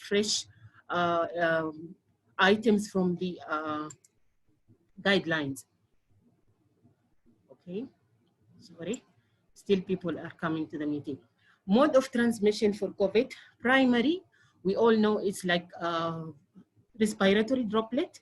So it's not an airborne. Let me highlight. We are saying it's not airborne unless in a closed setting, which is the hospital setting. So we are treating hospital different than home, different than the street. So mainly, generally speaking, is respiratory droplet. Not found in breast milk, as we say. We have very little data around the world because it's a new pandemic. We don't have much data, but all the evidence and cases seen that it's not detected in the breast milk. Okay. Not vertical transmission. What I mean by that, it's not transmitting from the mother through placenta to the baby. Okay, this is proven. That's why until the baby is born, he's safe, which make the recommendation to come that early separation. Contact should be limited and physical, and I'm very careful when I say should be limited because this is different global strategies. I will mention now all the different global controversy about it. The, physical distance should be strictly applied. Okay. It's really hard, the slide. Okay, this slide, I just got it today. It's very interesting. This is the cases in Saudi Arabia till end of Saturday, 2nd of May, which is 9 Ramadan, yani 3-4 days back. We can see here, Atfal, pediatric, they say 5%, but they did not specify this pediatric, which age. Are they newborn? Are they already infant or toddler? So all in all, from this all affected population, they're counted as 5%, given that this 5% include all the kids, all the child, up to, let's say they consider it 13.8 months. So still, it's considered few number and it's not detailed. Adult, we have 93, we know all of that.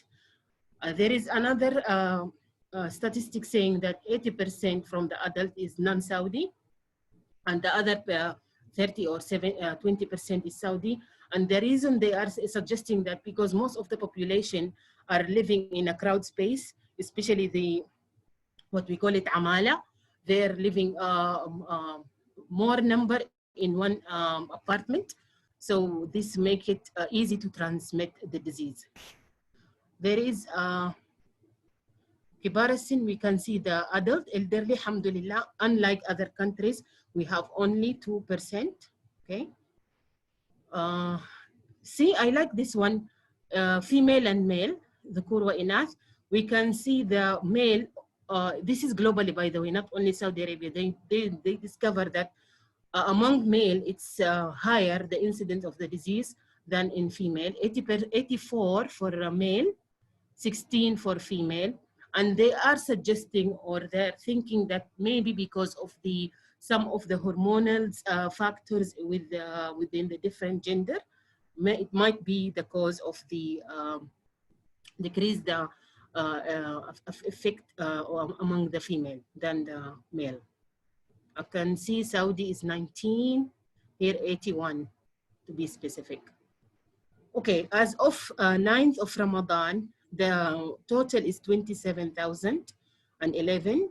But the good thing that the cured or recovered is 4,134. And the active cases, when we say active cases, it means that with symptoms. So 22,693. Okay. So let me go, we'll go through around the global recommendation, and we can see really how the really differences and debatable since it's a new pandemic and new occurring situation. We are the globe, all the globe are still adjusting to the situation. WHO current guidance or guidelines is that women with COVID-19 can breastfeed if they wish, okay, to do so, but they should take precautions. When we say precaution, always we refer to the infection control. They are even specified by specific saying, practicing respiratory hygiene during feeding, including wearing mask. And I think we all know, Fatma, thank you, she mentioned some of part of this, wearing mask, covering mouth and nose, washing hands, soap, and water for 40 seconds. And let me stop for this 40 seconds because we have two different settings, as we say. In the hospital, we ask the people to go from 40 to 60 even. But in the house, because they say the exposure to the infection is less, they are recommending the mother to wash for the hand for 20 seconds, but more frequent. Routinely cleaning and disinfecting surface they have touched, and this we will leave it. We will educate the mother. Is like they are recommending to educate the mother as needed. She can judge when she has to clean the service routinely. Now we are talking about CDC, Centers for Disease and Control and Prevention. Breast milk provides protection. So there, you can see they're weighing the risk of benefit of stopping this breastfeeding. Breast milk provides protection against many illness, and it's the best source for nutrition for most infants. You, along with your family and healthcare providers, should decide whether and how to start continue breastfeeding. In limited studies, COVID-19 has not been, as we said, detected in breast milk. However, we do not know for sure whether mother with COVID-19 can spread the virus via breast milk. Even though they are not sure if she can be a harm for her baby, they are saying they are being neutral or objective. Okay. They recommend if you are sick and choose to direct. So you can see that they are really considering the shared decision or shared action or their choices to direct breastfeed, wear mask. And even though you are sick with this disease, they are giving the room or area for the mother to wear mask and wash your hands before each feeding. Don't forget, I'm talking now about the global strategies. I'm not yet talking about Saudi Arabia. If you are sick and choose to express breast milk to establish and maintain milk supply. We know that the first few days after delivery, it's the period of initiation of breastfeeding. So expression really either hand or by machine, it's really enhancing at least to start or develop, maintain milk supply. A dedicated breast pump should be provided. If she is confirmed sick, she shouldn't share it with someone else, and she should clean it properly. We'll come to that. Wash hands before touching any pump or bottle parts and before expressing breast milk. So she needs to be very cautious before deciding that she will breastfeed even she is positive. Now we'll come to UNICEF recommendation for breastfeeding during COVID. Continue to breastfeed while taking care with hand hygiene, practicing the 3 W's. 3 W's, wear mask during breastfeeding, wash hands with soap before and after touching the baby, wipe and disinfect. We can see they're all sharing the same measures. Take additional hygiene measures and continue to breastfeed if you fall sick. Use cup and spoon to feed your babies if in case you have to separate yourself. Express breast milk when too sick or to breastfeed. Take extra care when formula feeding. They are putting the formula as last solution because at the end of the day, the baby need to feed and grow. The source here, this is from COVID-19 by UNICEF, March 2020. Academy of Breastfeeding Medicine, IBM, statement. Since there are limited studies on women with COVID-19 and another coronavirus infection, severe acute respiratory syndrome, COVID-19, virus has not been detected in milk. However, we do not know whether mothers with COVID can transmit the virus via breast milk. Since breast milk provides protection against many illnesses while taking precautions to avoid spreading, so they are also agreeing with the point of weighing the risk and benefit. The virus to her infant given low rates of transmission or of respiratory virus through breast milk. The World Health Organization, of course, because they are cooperating with each other, state, so they are taking the statements of WHO, mother can breastfeed from the end. Okay, that's ABM. Infection control measures for our WHO.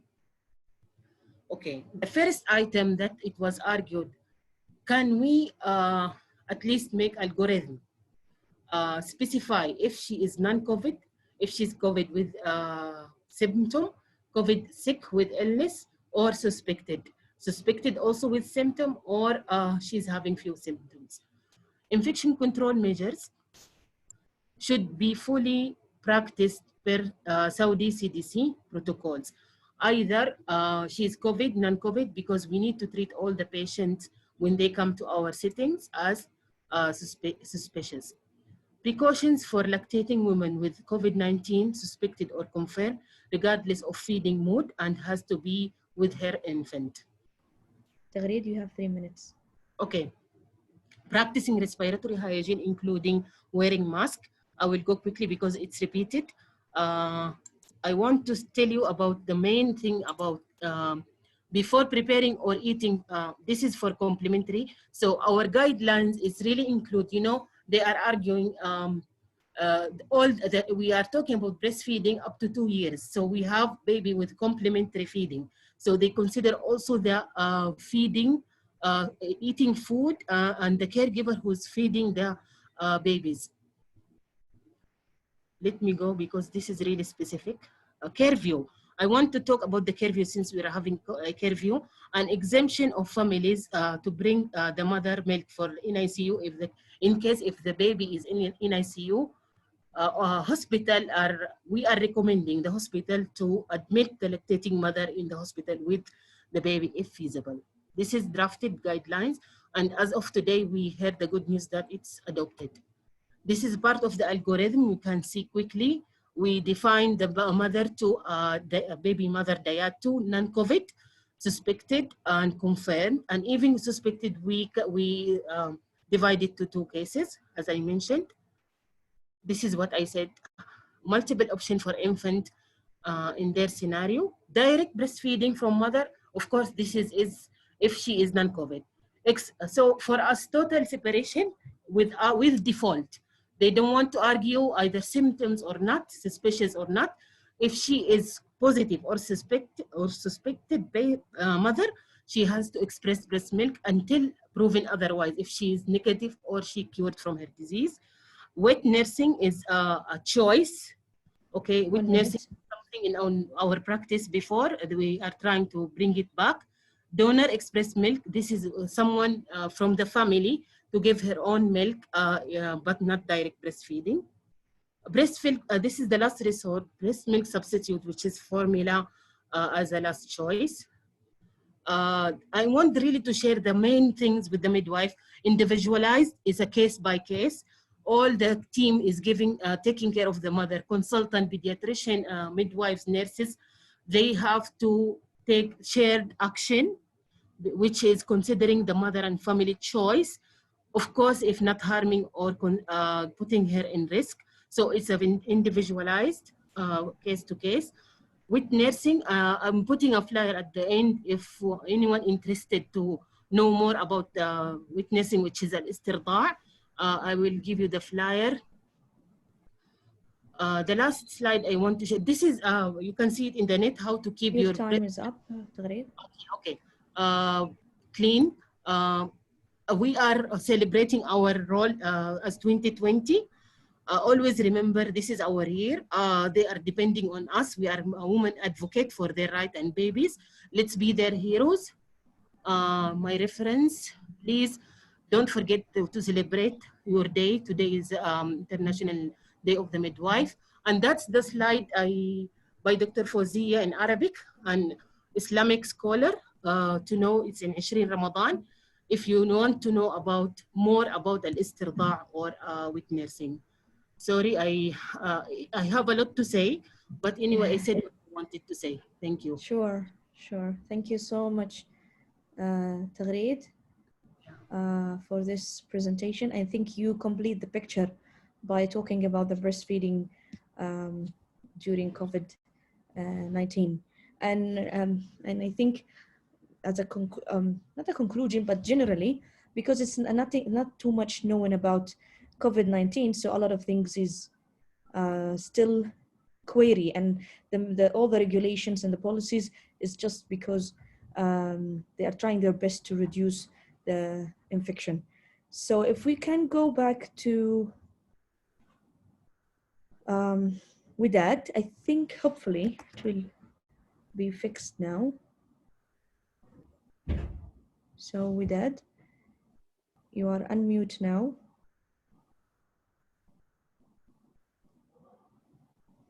Sorry, Ibtisam, she's saying that she doesn't know why it's not working. She's being trying. Let us give her more few minutes. Okay.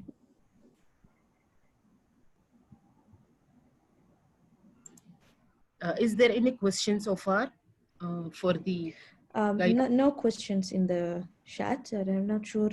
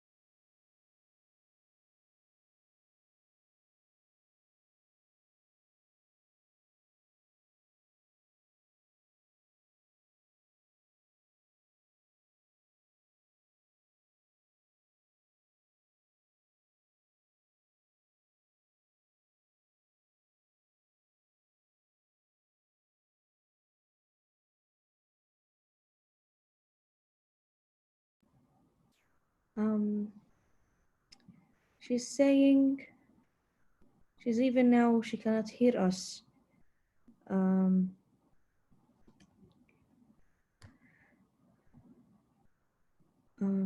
She's on mute.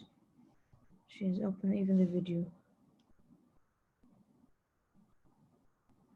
She's asking. You if know, we can... Ibtisam, I can see her name. She's with us, and yeah, she is, and I unmute, and even the video is open for her, but I don't know why she cannot hear us. Or, and she's asking if there is any other way, and I'm not sure if there is any other way. I will talk to her and get back to you. Sorry for that.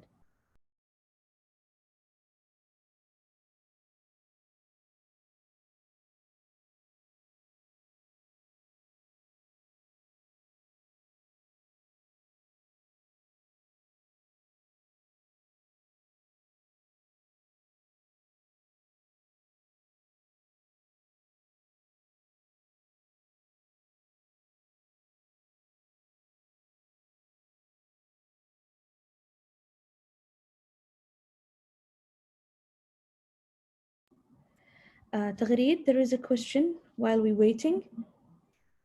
yes. What about milk storage for the positive cases? That's one of the things that I was going to mention. Milk storage, we are recommending that even if we are talking about the hospital setting now, and we need to separate immediate, the healthcare provider is taking with them care of the mother should be different one, taking care of the breast milk transferring. The picture I put before is how to take care of the cleaning the pump and storage of the milk. And there is a schedule for routine storage temperature. It is the one in the regular day. She just need to make sure that if she's at home to practice hand hygiene, wearing gloves, or the one who's giving the express milk should not be the mother, should be someone else until she is cured or she is ruled out from coronavirus. It's the same.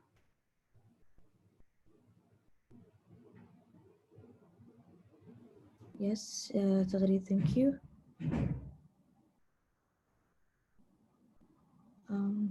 I can see here, does the mother have a choice? Yes, there is. That's what is really the new in our guidelines. Shared action, individualized patient care. Family should be the centered always in the decision, meaning to say the doctor will sit with the healthcare team, should tell them ABC. That's what it should be. That's what is the risk and benefit. And they have to listen or like counseling skills. Counseling skill is very important in the one who's taking care and advocating for the breastfeeding. So after this counseling, if everyone agreed about something, as we say, without putting them in risk, they should be considered.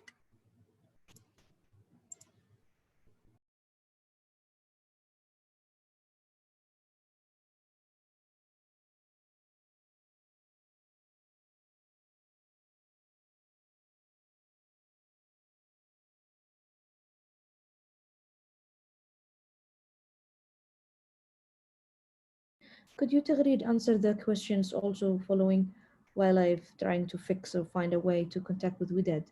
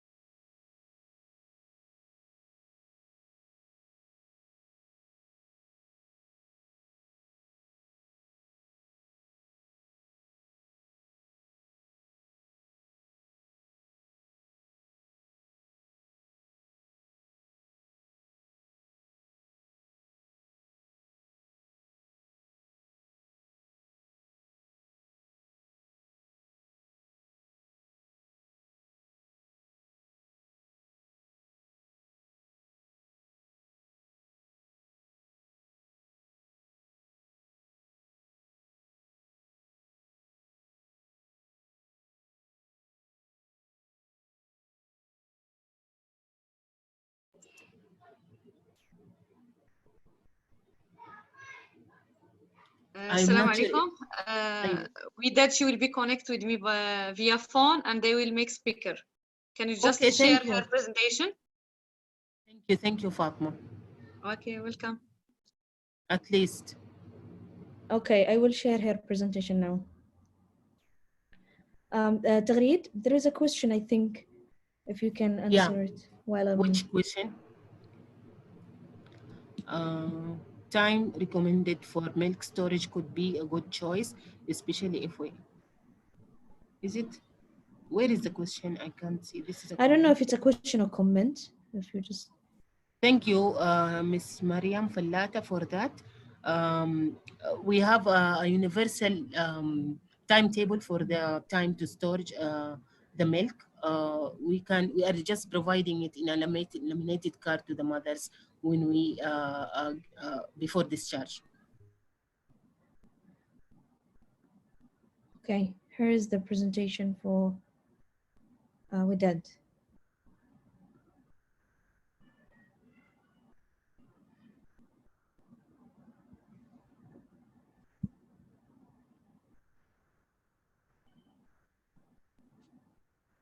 So, Fatma?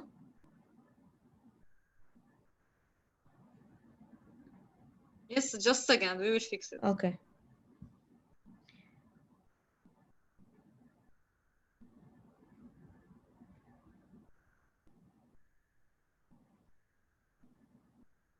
تغريد?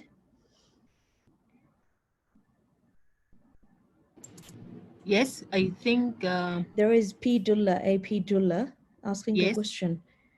If you want me I to think read I missed it, that or... question. Yeah, please read it. I cannot see it. Okay. Where is it? A woman gave birth in a private hospital at Fajr time a week ago.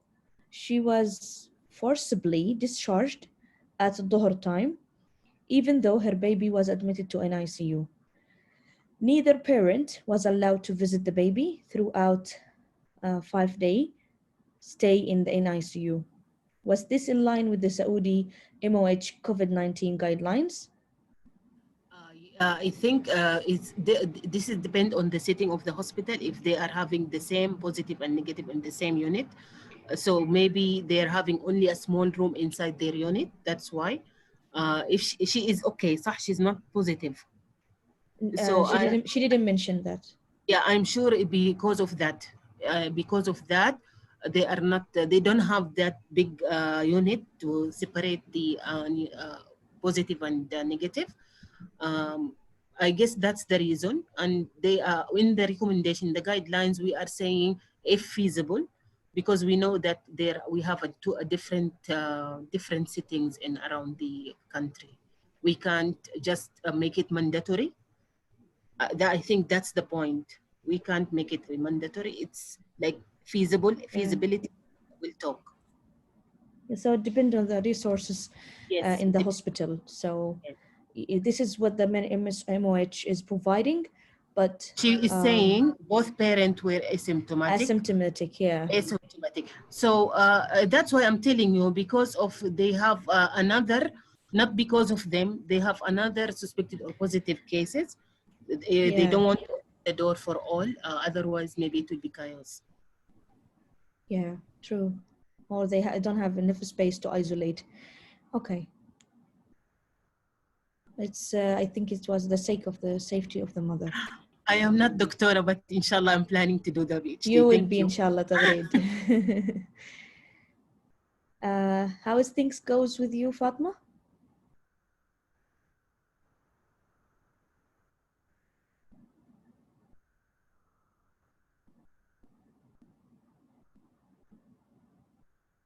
Fatma?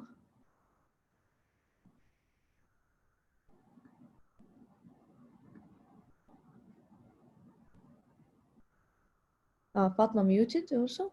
Okay. Fatma.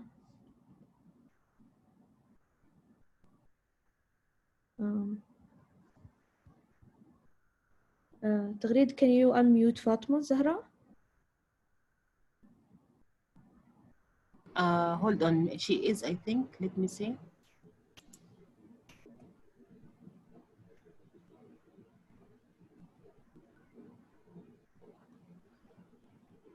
Actually, I can't see her. She's gone from the list. She's gone from the list.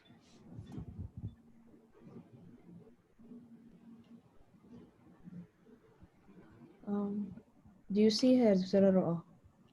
Because Dr. Roa is the one who said. Okay. So it looks like she's out. You need just to come back. Yeah, but I'm not sure if we Come back, can wait. Fatma. Come back to us.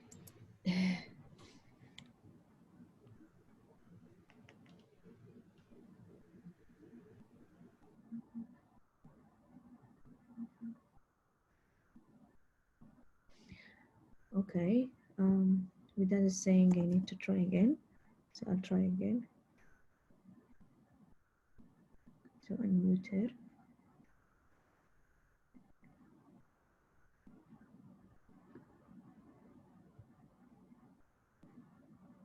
Here's Fatma.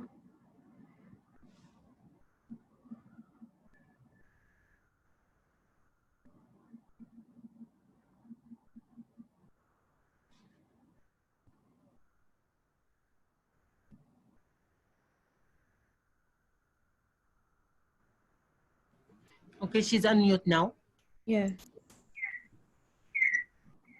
Midad. أهلا وسهلا. So finally we find a way. دكتور من the Fatma. شكرا. Fatma. Okay, your presentation is up. So when you need me to switch the slides, just say next. Okay. First of all, I want to thank you, Sham, for giving me this opportunity to share my I'm really honored to be with you today. Is the voice okay? It has a lot of echo. What about now? Because I give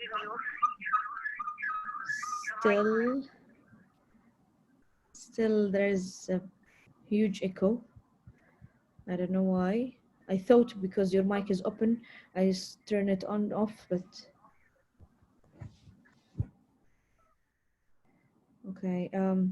One is saying, Dua is saying, take a phone away from this computer. Yes, Maybe done, that's but I think she needs to do something from her side, to make mute from her side. This is I already put her on mute. Yeah, the Yeah, echo from her computer. Oh. Okay, what about now?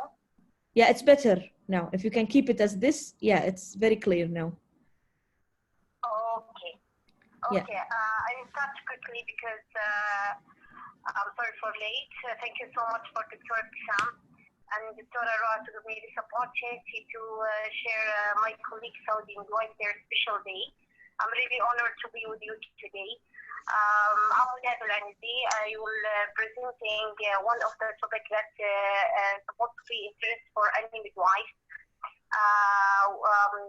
My topic is talking about its maternal attitude, experience, and antenatal care attendance in pregnancy may affect the birth outcome.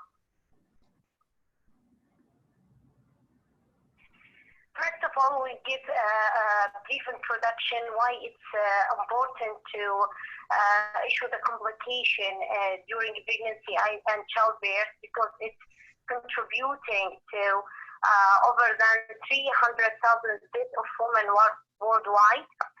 And the figures in Saudi Arabia also in 2018 showed that the maternal mortality rate reached to 11.9, and the infant mortality rate around 6.3, and the stillbirth 12.9 in 2015. According to WHO reporters and expertise in the field, that the lack of accessing to local and adequate resource to the healthcare facilities may one of the reasons for negative pregnancy outcome. However, to overcome or decrease or prevent these figures, we can provide good access to antenatal care for all women. Thank you, Sam. My research aim is to understand what actually I have in my research. I did 3 stages of research. The first stage was to understand in more depth what is the real factors that affecting Saudi women to attend antenatal care.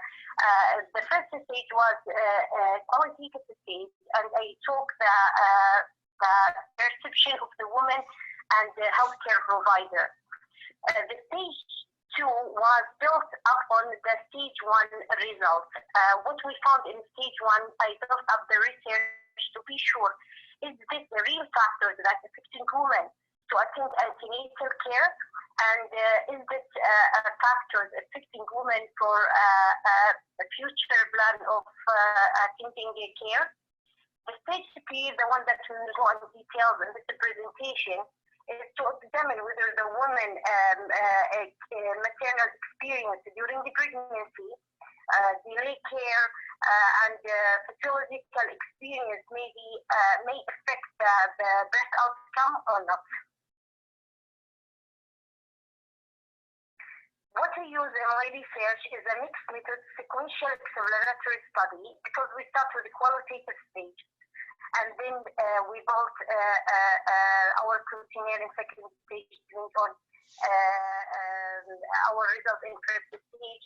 It was the quantitative, and the third stage of research as well was the qualitative. The next slide, please, Sam. The data collection in the first stage, as I say, it was qualitative, and it was structural interview with the women and healthcare professional. And in stage 2, it was a questionnaire composed aims to determine factors affecting women to attend antenatal care. And in stage 3, it was also a qualitative stage, but it was prospective cohort research design. We used the health medical record for the woman to see how these the participants in study 2 have adverse outcome. The result in study 1 showed that 5 main themes emerged from it. The first one is attitude and belief about the importance of care as a barrier for the woman. Also, personal factors including transportation, family and child responsibility, and employment condition. And the third theme was antenatal care clinic facilities. The fourth theme was staffing factors, limited staff and pressurizing the staff, poor care. And the last one was maternal education level, which was lack of understanding and belief in influence of others. In result of study 2, what we found is 2 main things not sharing between study 2 and study 1, 2, and 3, that strong relationship between the women who missed their appointment and the clinical factors barrier. The clinical factor barrier is like waiting long time in clinic, unsuitable schedule for the women, especially the worker women, and the second result show that the woman who's too busy is more likely to miss their appointment and their future appointment. The staff attitude and communication are strongly associated with the women who missed their appointment in study, study 2. Next slide, please. And study 3, which I will go on depth with it, that I just want to give you why we did study 3. We just want to see the results shown in study 1, that the woman belief and women attitude attending antenatal care and the staff communication associated with antenatal care. So we want to see if those factors really affect the birth outcome or not. What I found that the missing antenatal care was associated with birth mood, only birth mood, where the women who missed appointment are more likely to have cesarean section. But we didn't find any further associated between the antenatal care attendance and any one of the complications that we measured. As well, 2 of the most common predictors of adverse birth outcome were perception of staff communication, and perceived poor factors at the clinic. What we found in study 1 and in study 2, and also confirmed in study 3, that the staff communication and poor factors or clinical factors, that one of the main strong affect women in attending care and in birth outcome. The 5 specific birth outcomes that we were looking for was the cesarean section, low birth weight, post date of a pregnancy. No, oh, sorry, can we go back? Sorry, can we go back a little bit? Go back for, yeah, go back for the, yeah, this one.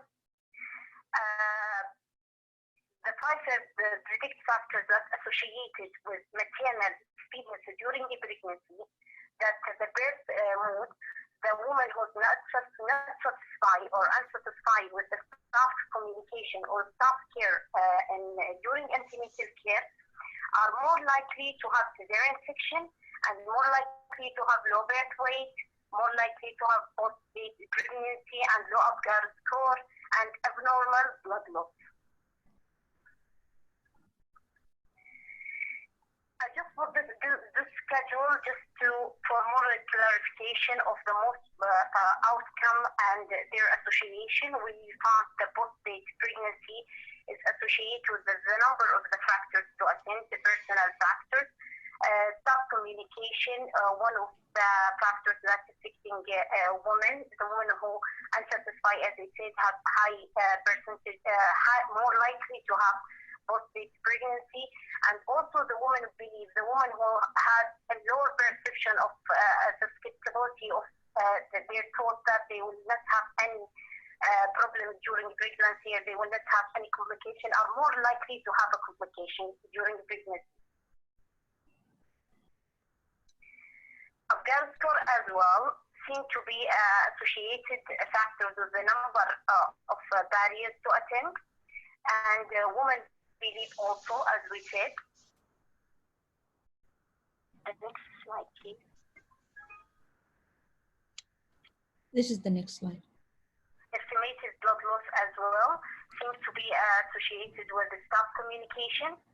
The women who had abnormal blood loss are more likely to be unsatisfied with the information given during antenatal care and unhappy with the staff supported during pregnancy, as well as the woman believes about pregnancy health affecting the estimated blood loss. Also, the health literacy, we found only health literacy associated with the one of the outcome, which is blood loss, only associated between the health literacy and the blood loss is in this point. And yeah, can we go to the next, please? Oh, okay, Dr. Sam, next, yeah. I just want to talk about the two main themes or two main factors that found to be important to be highlighted in this research. That the importance of staff communication and the clinic. Women who report range of issues that contribute to their dissatisfaction.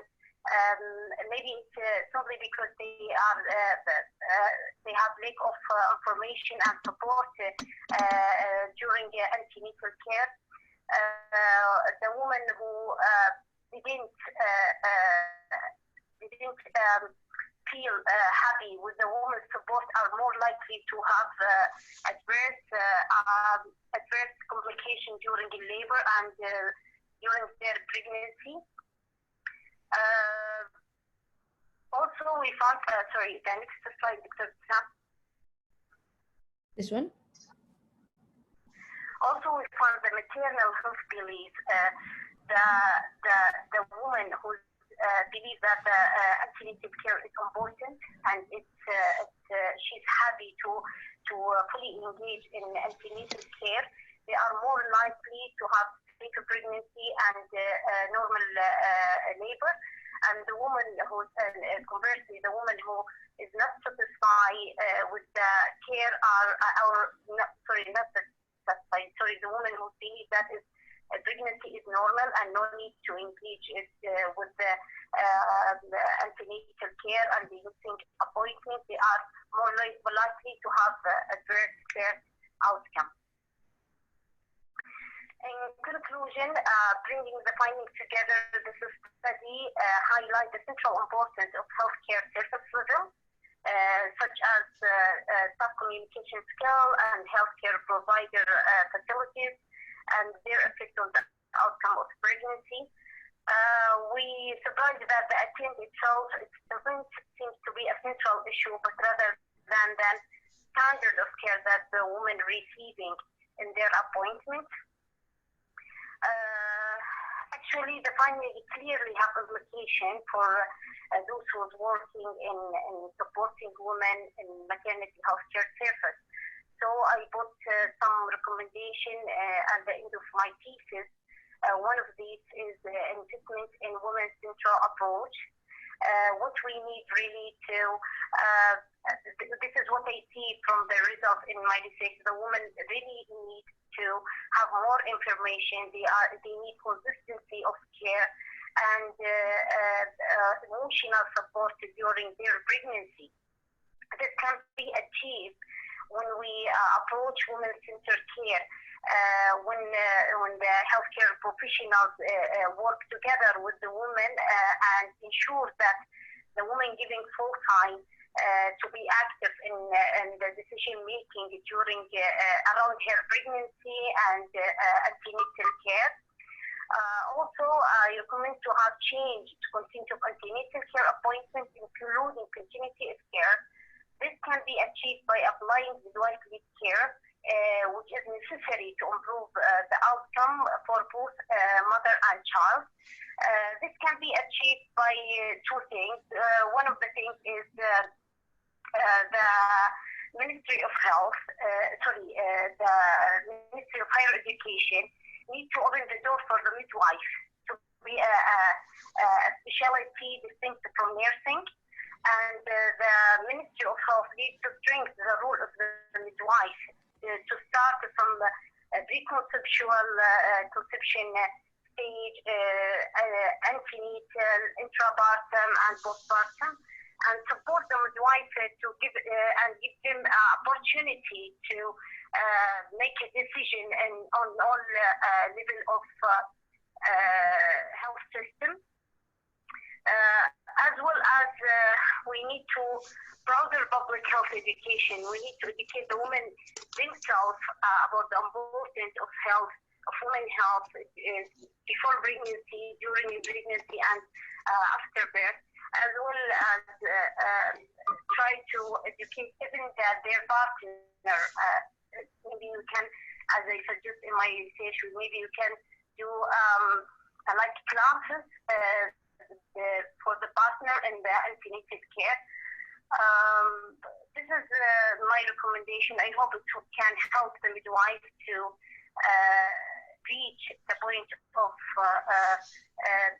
give themselves more, rules in healthcare system.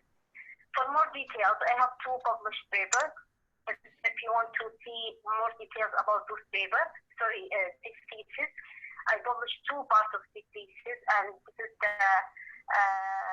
title of 6 theses. Yeah, thank you so much. And this is my reference. Can we go to the reference? That's it. Thank you so much. And I have a question, Ibtisam. Okay. So thank you I so have a much. question. Yeah, sure. Just with me. Thank you so much, Widad, for this presentation. It was great and to hear about your research, and it's clear how extensive research you did. It's a very big research. Now we are opening for the questions. If anyone has any question, Tagreed? Yeah, she was mentioning a very interesting point. I like it. She is saying it one of the factor affecting is the clinic setting. What she mean by that is the building or the refreshment or the environment, the decoration. Can she specify what is really affect the woman's perception about the antenatal? With that? Can you type your question because I cannot hear you. Sorry. It is typed already. Can you see it? So I can see it in the chat. It is typed already. It is typed. So difficult to hear the voice. Sorry.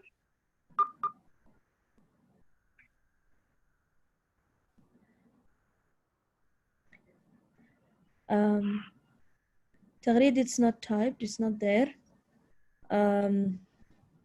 Send.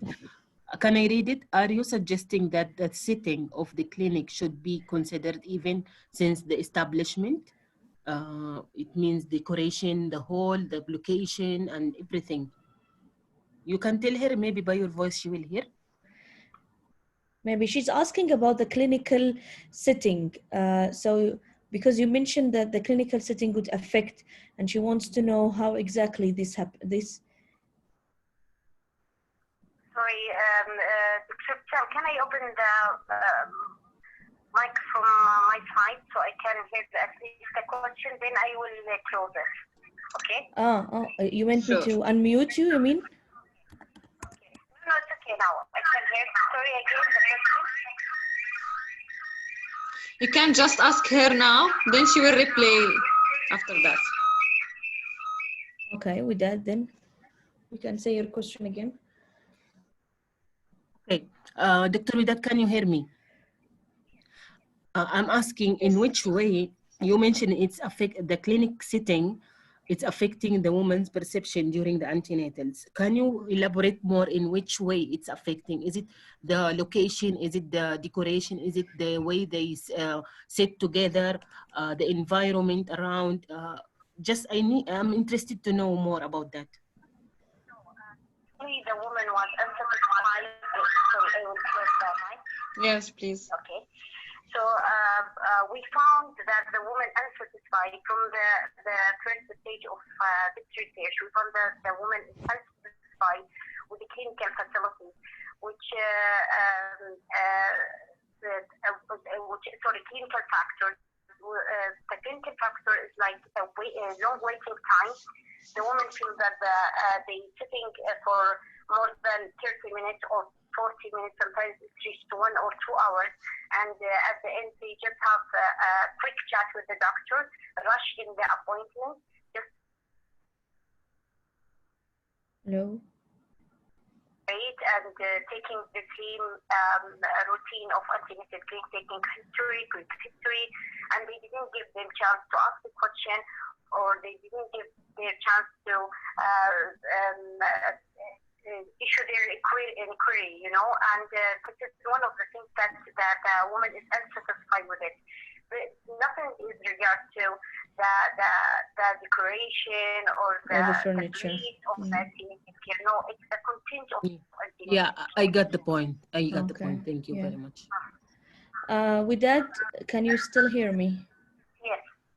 Mary asking, are you back in Saudi and how will you help implementing the recommendation? Yes, of course. I'm supposed to be back, but the coronavirus is stopping all of us. I got, sorry, I just continue. I got my recommendation, and from this recommendation, I have one of the things that I really plan to do is completing and doing the research about the role of the midwife and difference between the role of the midwife and nurses in hospital Saudi Arabia. So we can support the midwife by giving this recommendation to the policy makers as evidence. We have evidence. What they fight before that there is no difference between the midwife and nurses. But now we have evidence. We can show them the evidence. We can support our report or our claim with the evidence from the Saudi context, from the inside Saudi country. Yeah. With that, did you finish, or is the cut off? I think it's cut.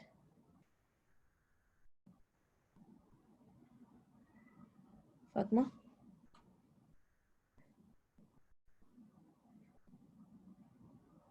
Okay.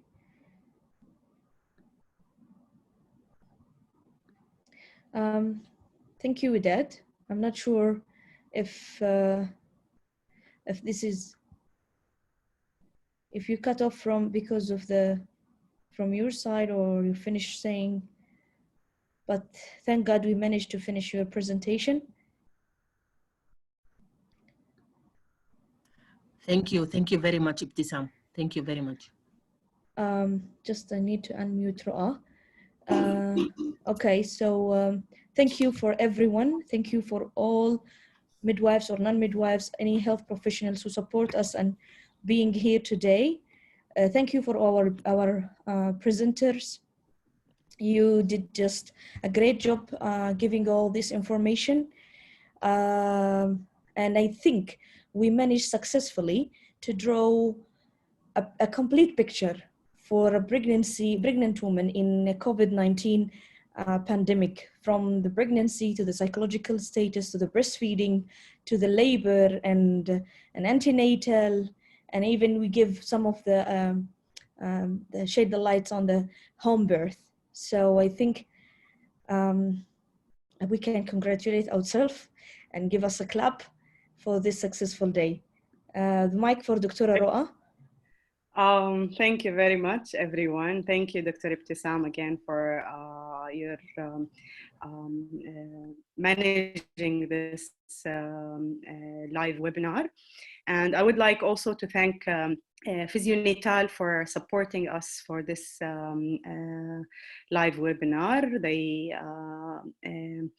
They are very good, very nice supporter for us from the beginning. And also I want to thank all the speakers who spoke and gave us their time. I know it's Ramadan and everyone is maybe getting hungry. They want to eat again. So thank you very much. And also I just read a tweet on Twitter, and I'm really happy since I read that tweet that Princess Noura is starting their bachelor degree of midwifery, and also the King Saud University. So we will be waiting for their announcement for this program to start, and I wish to have more midwives in Saudi Arabia, because the more midwife we have, the more stronger we are, and especially a strong, competent midwife, they are the way forward. We don't want any program that is weak just to have more number of midwives. We need more quality midwives that love midwifery from the heart and have passion for the women and treating women as their sister, mothers, and a friend. So thank you again, everyone, and hope we can see if you are interested, maybe if we can repeat this on regular basis. It will be really nice if you can give us your comments or if anything you want to improve later for this, the timing, if it's not good, if the topic you want another topics that we should cover, like maybe we can plan for another event, not specifically for the IDM, but because we know this is the year for nurses and midwives, as announced by the WHO 2020. So we need to make more appearance to the public about midwifery and the role of midwife, because I until now I see there is many people in Saudi Arabia and even outside Saudi Arabia, they don't know the meaning of midwife. And even if they know the meaning of the midwife, they don't know the exact differences between the doctor, between the nurses, between the midwife, and what they are capable to do. It's not about only working in the labor room and conduct the birth, because we are not doing the birth. The mother is the one who is pushing the baby, and we are there just to support her. And we are really looking forward for midwifery to be in antenatal period, intrapartum, postnatal, and even newborn care. And even if you can see all Arab country or many Arab country around us, including Tunisia, Morocco, Algeria, Bahrain, all they have midwife clinic, and these clinic are very effective. Like the midwife is capable to do the family planning. She is certified to give all the contraception to the woman. No need to see the doctor to do all of that. And she has a great role in women health. So I think we need more knowledgeable, skillful midwife to do all these positions and to make sure that we reach the safety and quality care for women, and also to have a positive birth experience. So thank you very much, and looking forward to see you again. Totally agreed, Dr. Roa. That's what we need exactly. We need a skillful, informative midwives. We need midwives who knows their rights and what they are capable to do, so they can do that. And regardless, whatever we heard, whatever we face, I think we managed to do a lot during the last years, and we're gonna continue. Just a quick questions, Dr. Roa, regarding the contact details of Dr. Haya or others, where we can provide the participants. I think we can type it to the people in the chat, or I think she has an Instagram account, which is Maternal KSA. Can we share it in Twitter or in our Instagram, or? Yeah, I mentioned her already on our Saudi midwifery group, but I can write it now. Maternal Wellness KSA. So this is her Instagram account, and she has also a blog.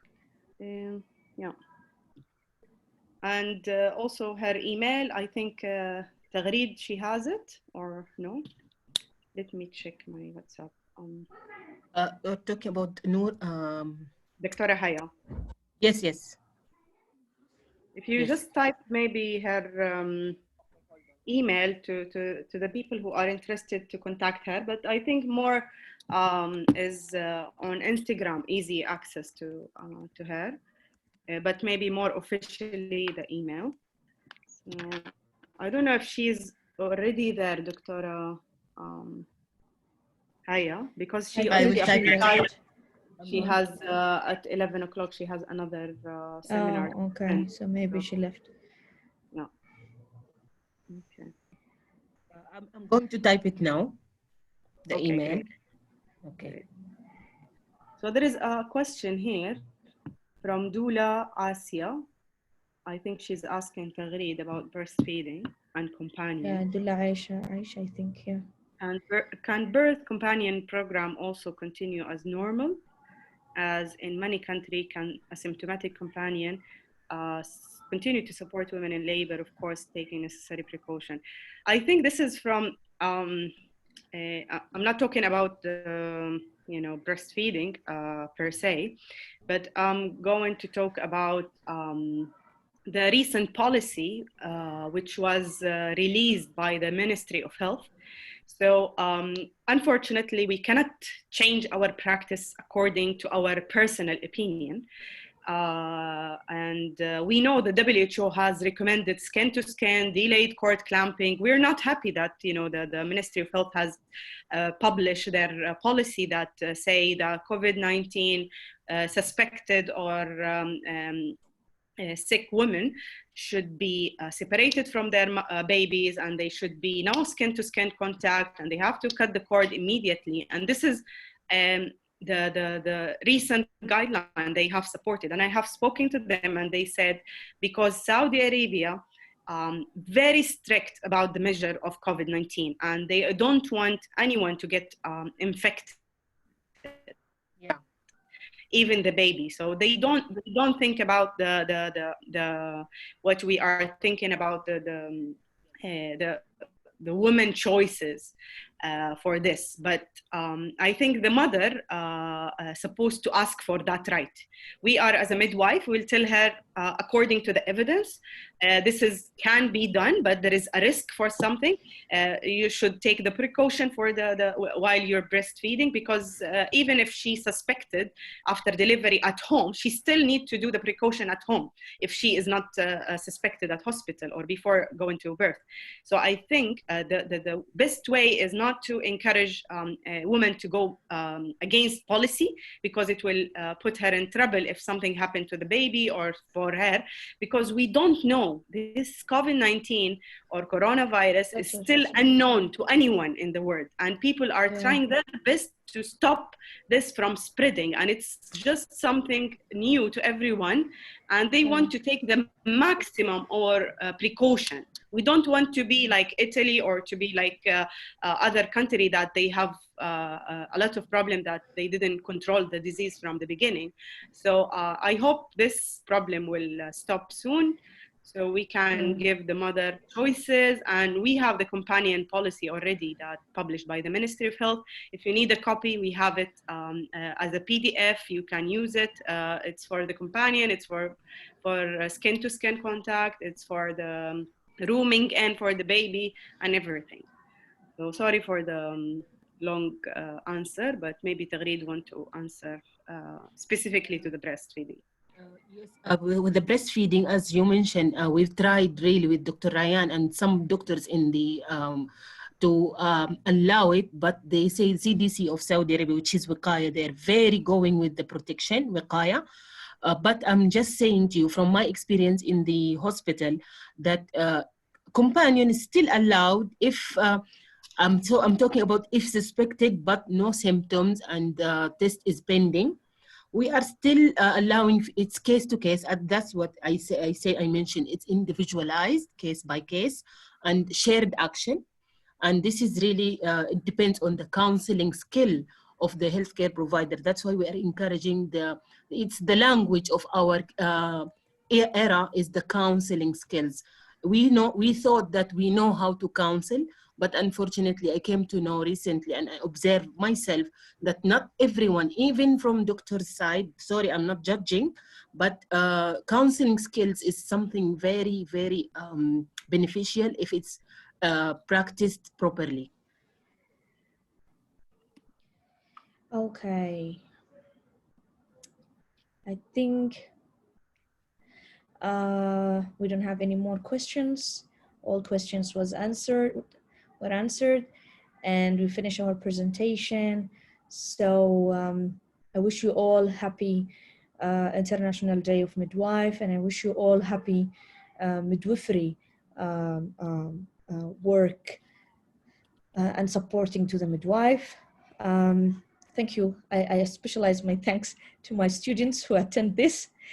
And I think it was a successful webinar. And I think we can do more if you are interested in, as Dr. Aroa said, just give us your suggestions and recommendations. Thank you all. Have a good day. To have a peaceful and a safe delivery, inshallah, back home, inshallah. Mean, Anna? Yes. Yeah, you can. You all midwife, and you heard Dr. Haya. You need to take care of me. So please be careful. Thank you so But much. I think for you can everyone. travel if you want to come to Jeddah. You can travel if you get a permission from Yeah, the if I government. get the permission, and the car. permission needs a good reason. So it's a long story, but I will try my best, of course, to go to my I mom. can help you if you want. Okay, thank you so much, and have a good day, have a good night, and inshallah شهر مبارك وربنا يتقبل من الجميع. Thank you all. Yeah, and thank you. I think we can leave now. Thank you very much. Bye-bye. Bye. Bye. Bye.